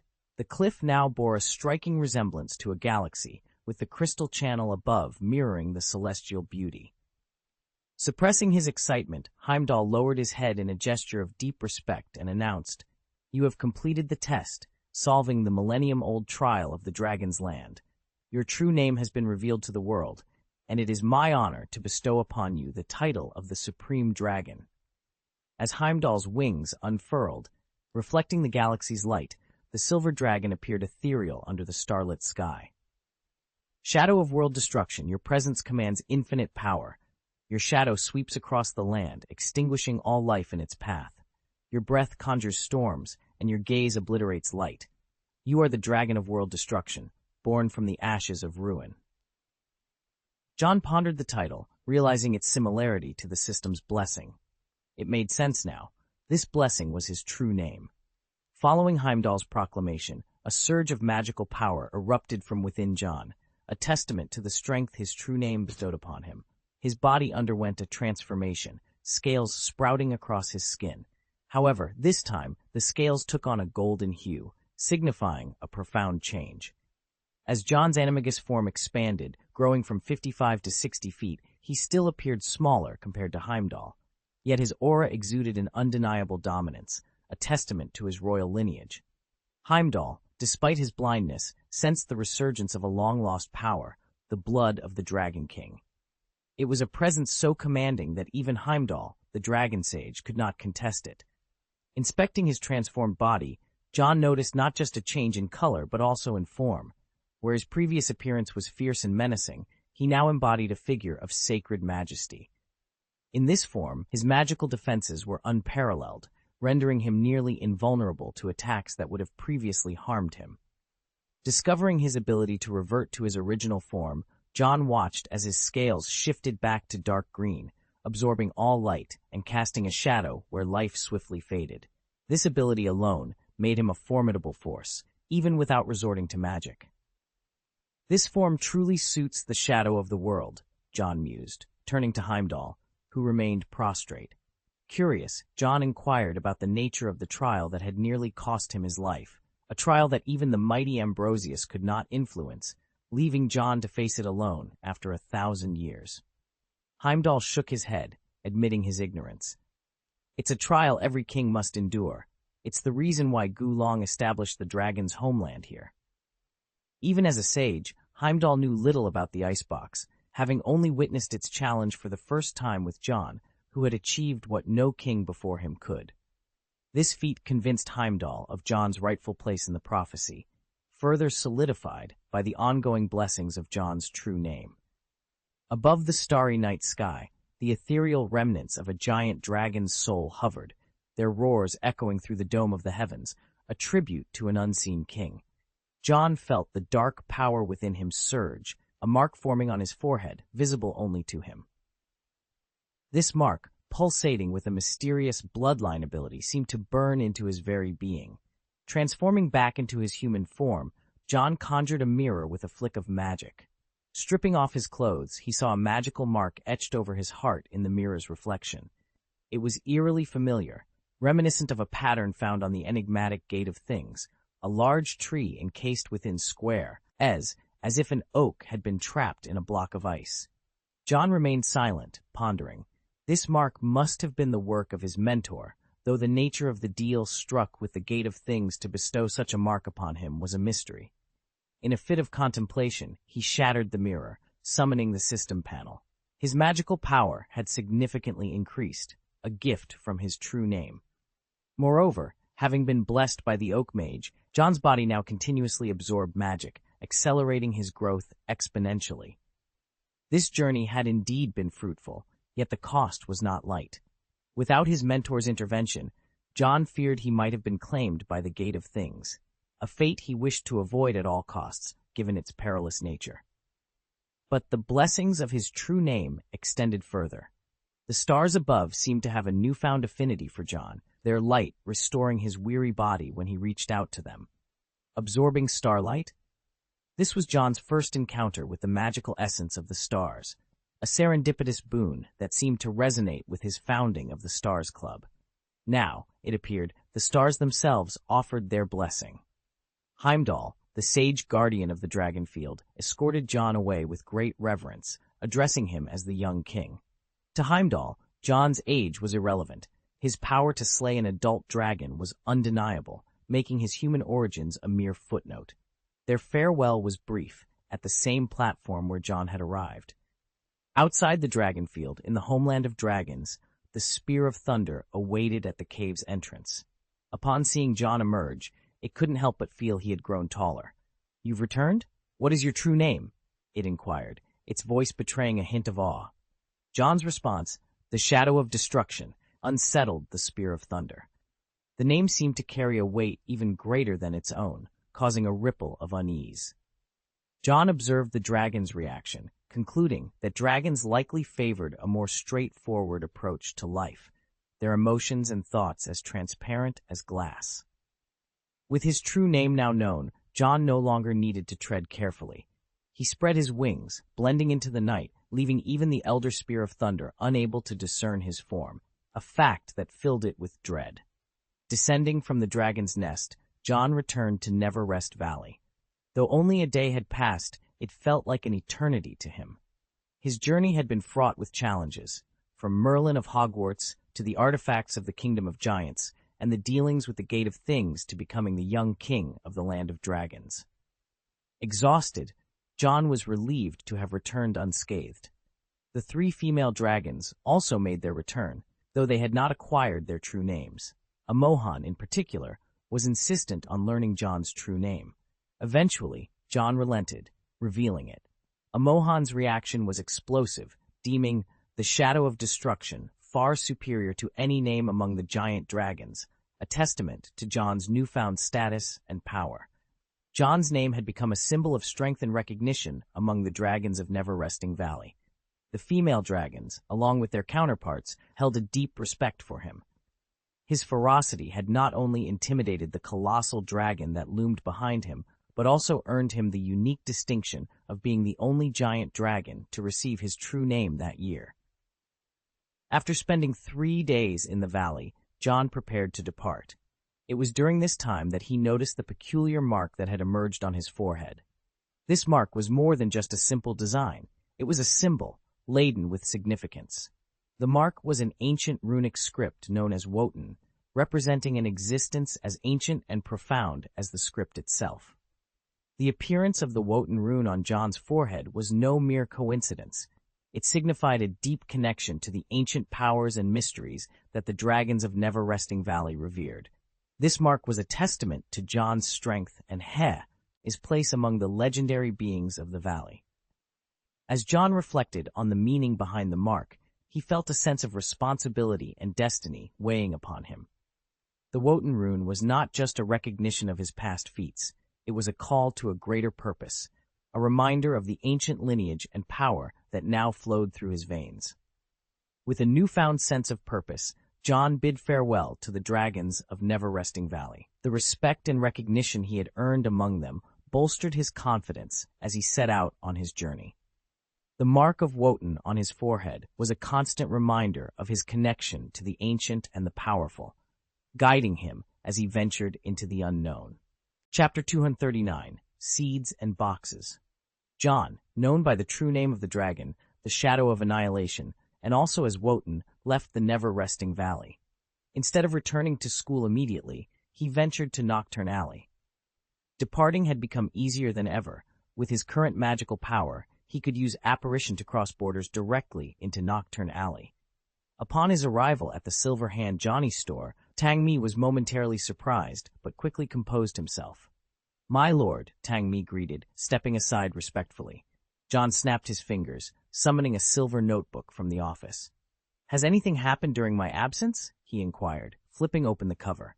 The pages revealed names that seemed to move on their own. Tang Mi pondered for a moment before responding, "Old Barty has been attacked." "Really?" John's interest piqued as he turned the pages to Barty Crouch's name. Finding it intact indicated that the attack had been thwarted. "Does he know who was behind it?" John asked, his tone flat. "Old Barty is in the dark as well," Tang Mi replied. "The attacker attempted to use the Imperious Curse from behind, aiming to control him.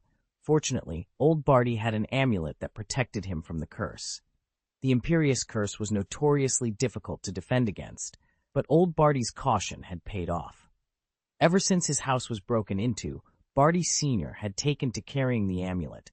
He managed to counterattack immediately after the assault, indicating the attacker's strength.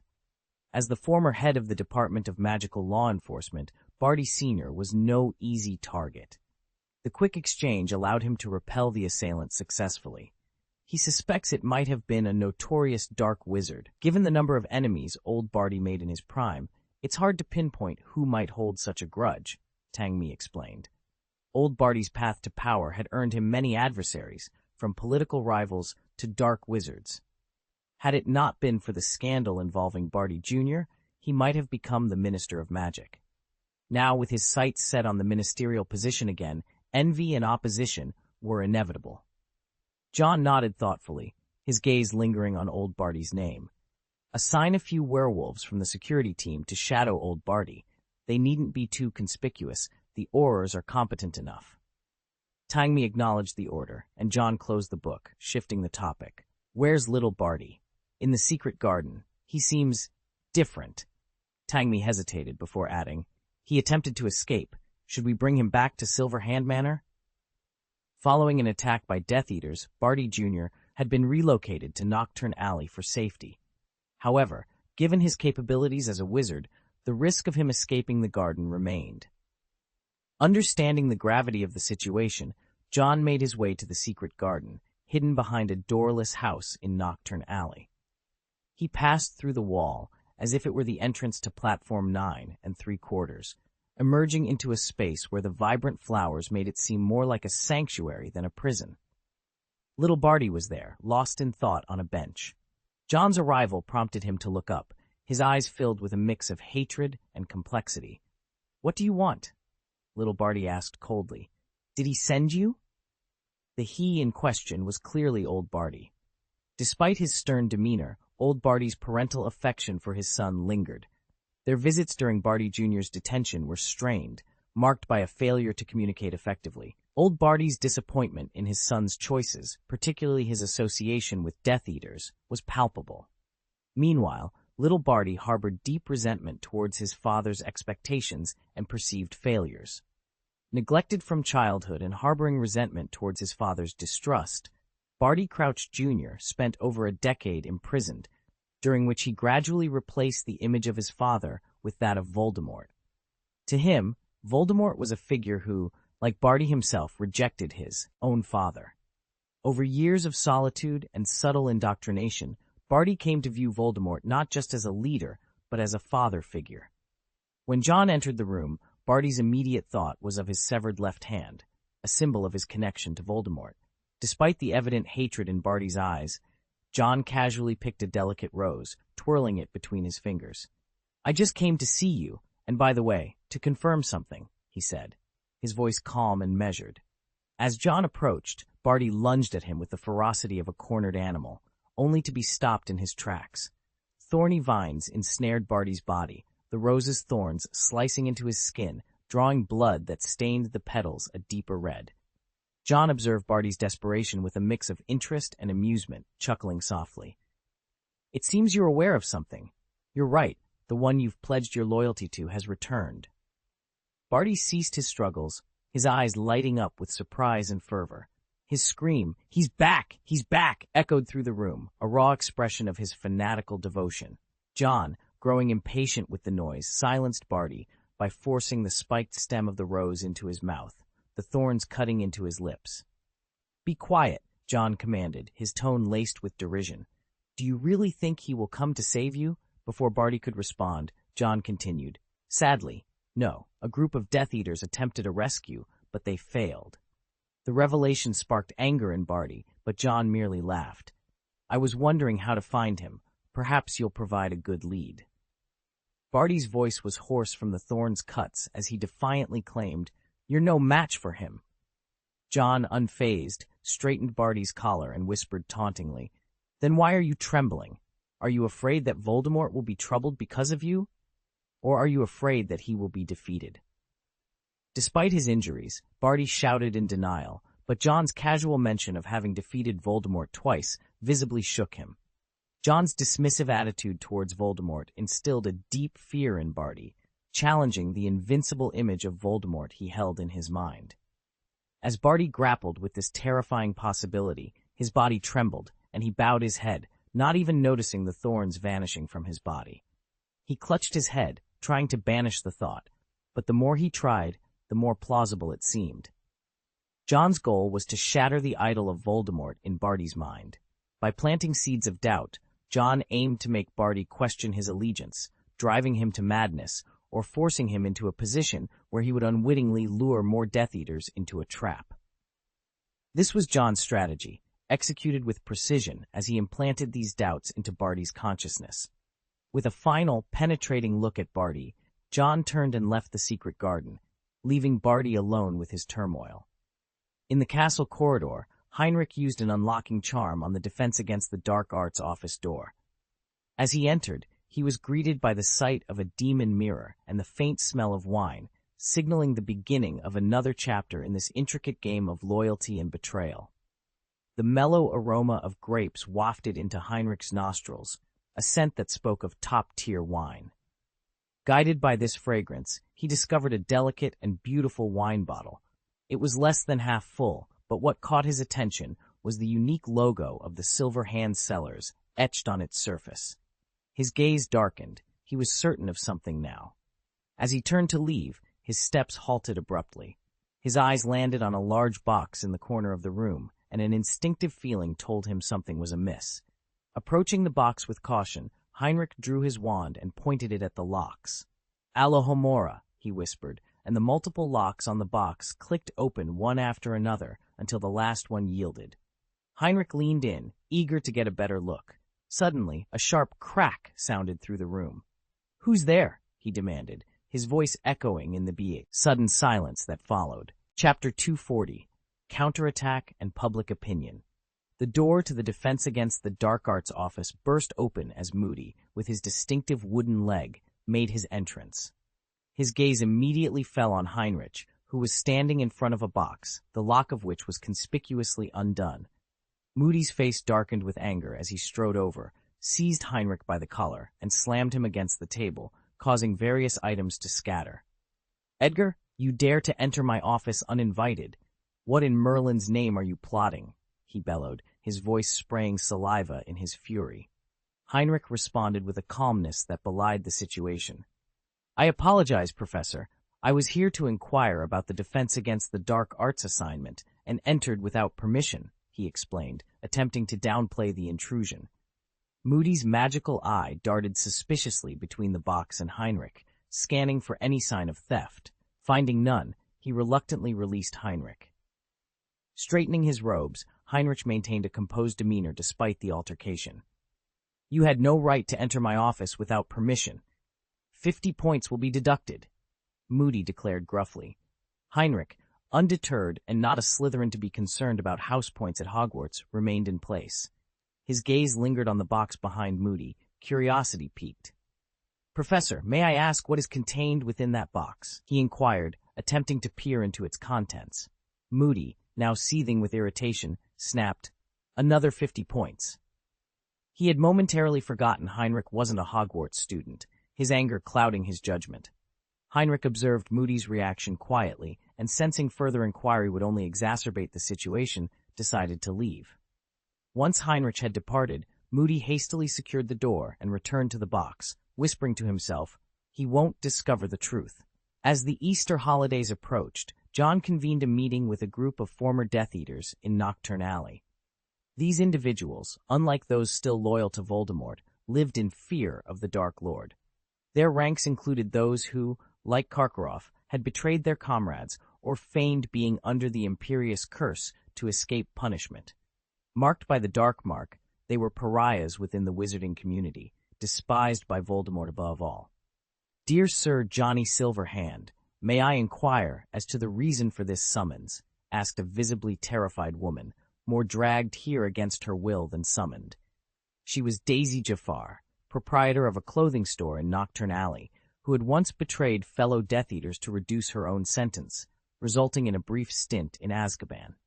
Before she could even comprehend her situation, she found herself in the presence of Lord Johnny Silverhand, the feared ruler of Nocturne Alley and a figure second only to Dumbledore in power. Uncertain of her offense, Daisy was too afraid to meet his gaze, having heard tales of his lethal attention. "Daisy, I believe that's your name, correct?" John's voice was deep and menacing, causing Daisy to respond with a nervous smile. "Yes, Your Excellency." John pondered their fate, his fingers idly caressing a ring. After a moment, he offered them a deal. "I require your assistance with a matter. In exchange, I will forgive 3 years' worth of rent for your establishments in Nocturne Alley." The atmosphere shifted from fear to disbelief, then to cautious optimism. Daisy, momentarily overcome with surprise, exclaimed, "Truly, sir? Are you doubting my word?" John's stern glance was enough to make Daisy shrink back in submission, her earlier excitement replaced with fear. The once noisy crowd fell silent, their earlier panic subsiding as John continued, "I have a task for you. Succeed, and your debts will be forgiven. Fail, and well, I trust you understand the consequences." With that, John outlined his plan, leveraging their fear and desperation to his advantage. The meeting, initially marked by terror, had now transformed into an opportunity for these outcasts, a chance for redemption, or, at the very least, survival. John's request was simple yet chilling. "I need you to willingly return to Voldemort when he makes his return." His tone was as casual as if he were asking them to tend to the garden, but his words sent shockwaves through the room. Gasps filled the air, and Daisy, with tears brimming in her eyes, pleaded, "Your Excellency Johnny Silverhand, you can't be serious." "I'm dead serious, Daisy," John replied, his voice devoid of warmth. "You know what this means." His declaration felt like a death sentence, causing immediate dissent among the crowd. A dark wizard from Nocturne Alley, his face twisted in horror, shouted, "Impossible! I'll never go back!" His defiance was palpable, but with the room secured by John's security team, his resistance was futile. Tangmi quickly disarmed him with a spell, and he was subdued and brought before John. John, with a cold expression, held the dark wizard's head, extracting his soul with a chilling ease. He then branded the soul before returning it to the wizard's body, a stark warning to all present. "Remember, never disobey my orders." His gaze swept over the silent crowd as he added, "Refuse, and death is certain. Your allegiance is your only salvation." The threat of death hung heavily in the air, pushing the Death Eaters towards a grim acceptance. Rationality prevailed among many as they recalled the fate of those who had previously defied John. The promise of rent exemption for 3 years was a small consolation for those struggling to survive. In a world where resistance seemed futile, aligning with John, who offered some semblance of mercy, appeared to be the lesser of two evils. Moreover, the fall of Voldemort's power had sown seeds of doubt about his return. However, unbeknownst to many, loyalists to Voldemort were among them, their plans to rally the Death Eaters now fraught with fear of infiltration by John's followers.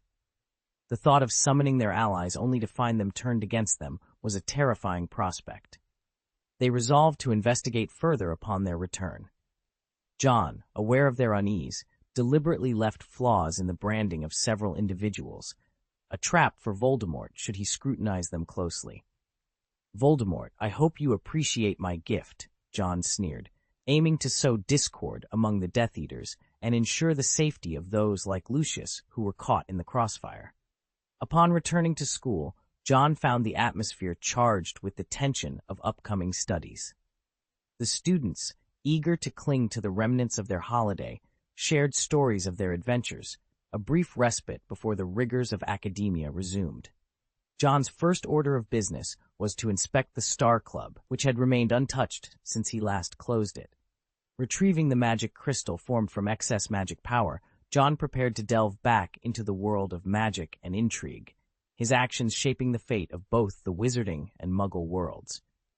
In the auditorium, the holiday spirit momentarily eased the previously tense atmosphere among the Slytherin students. The air of discontent that had lingered seemed to vanish, if only for a while. This change persisted until the arrival of the morning post, when a flurry of owls swooped into the room, delivering parcels and letters of all sorts. Ernie Macmillan, a Hufflepuff known for keeping abreast of the latest news, eagerly grabbed a newspaper from one of the owls. As he scanned the front page, he couldn't help but exclaim, drawing the attention of those around him. The headline that caught his eye was sensational. Dumbledore's puzzling conduct raises concerns over his fitness to lead. It was prominently displayed, designed to capture the reader's attention. Soon, a crowd gathered around Ernie, eager to hear more. The Hogwarts defense against the dark arts position is once again a topic of heated debate, he read aloud. The annual turnover of professors in this role significantly disrupts the students' educational continuity. This year, the post is held by Allah, Mad-Eye Moody. Credible sources report that Moody has not only demonstrated the unforgivable curses to students, but also took a life during a lesson. The article questions whether such actions might mislead students, potentially setting them on the path to becoming dark wizards. Furthermore, Moody's claim of being attacked by a trash can and his near madness are cited as evidence of his instability. Despite Moody's reputation as a formidable auror, his recent behavior paints him as nothing short of a deranged old man. As Ernie relayed the article, which criticized Moody's teaching methods and mental state under the guise of concern for Dumbledore's leadership, the auditorium fell into a hushed silence. John, a Slytherin student, listened with a smirk. Unlike others, he felt no urge to defend Moody. Instead, he saw an opportunity. If they want to play this game, then let's take it all the way, he muttered to himself, taking a sip of water. Public opinion isn't a tool exclusive to Moody. John's thoughts reflected a deeper understanding of the situation. He recognized that the article wasn't just an attack on Moody, but a strategic move in the ongoing battle of perceptions within the wizarding world. And in this game, he was more than willing to participate.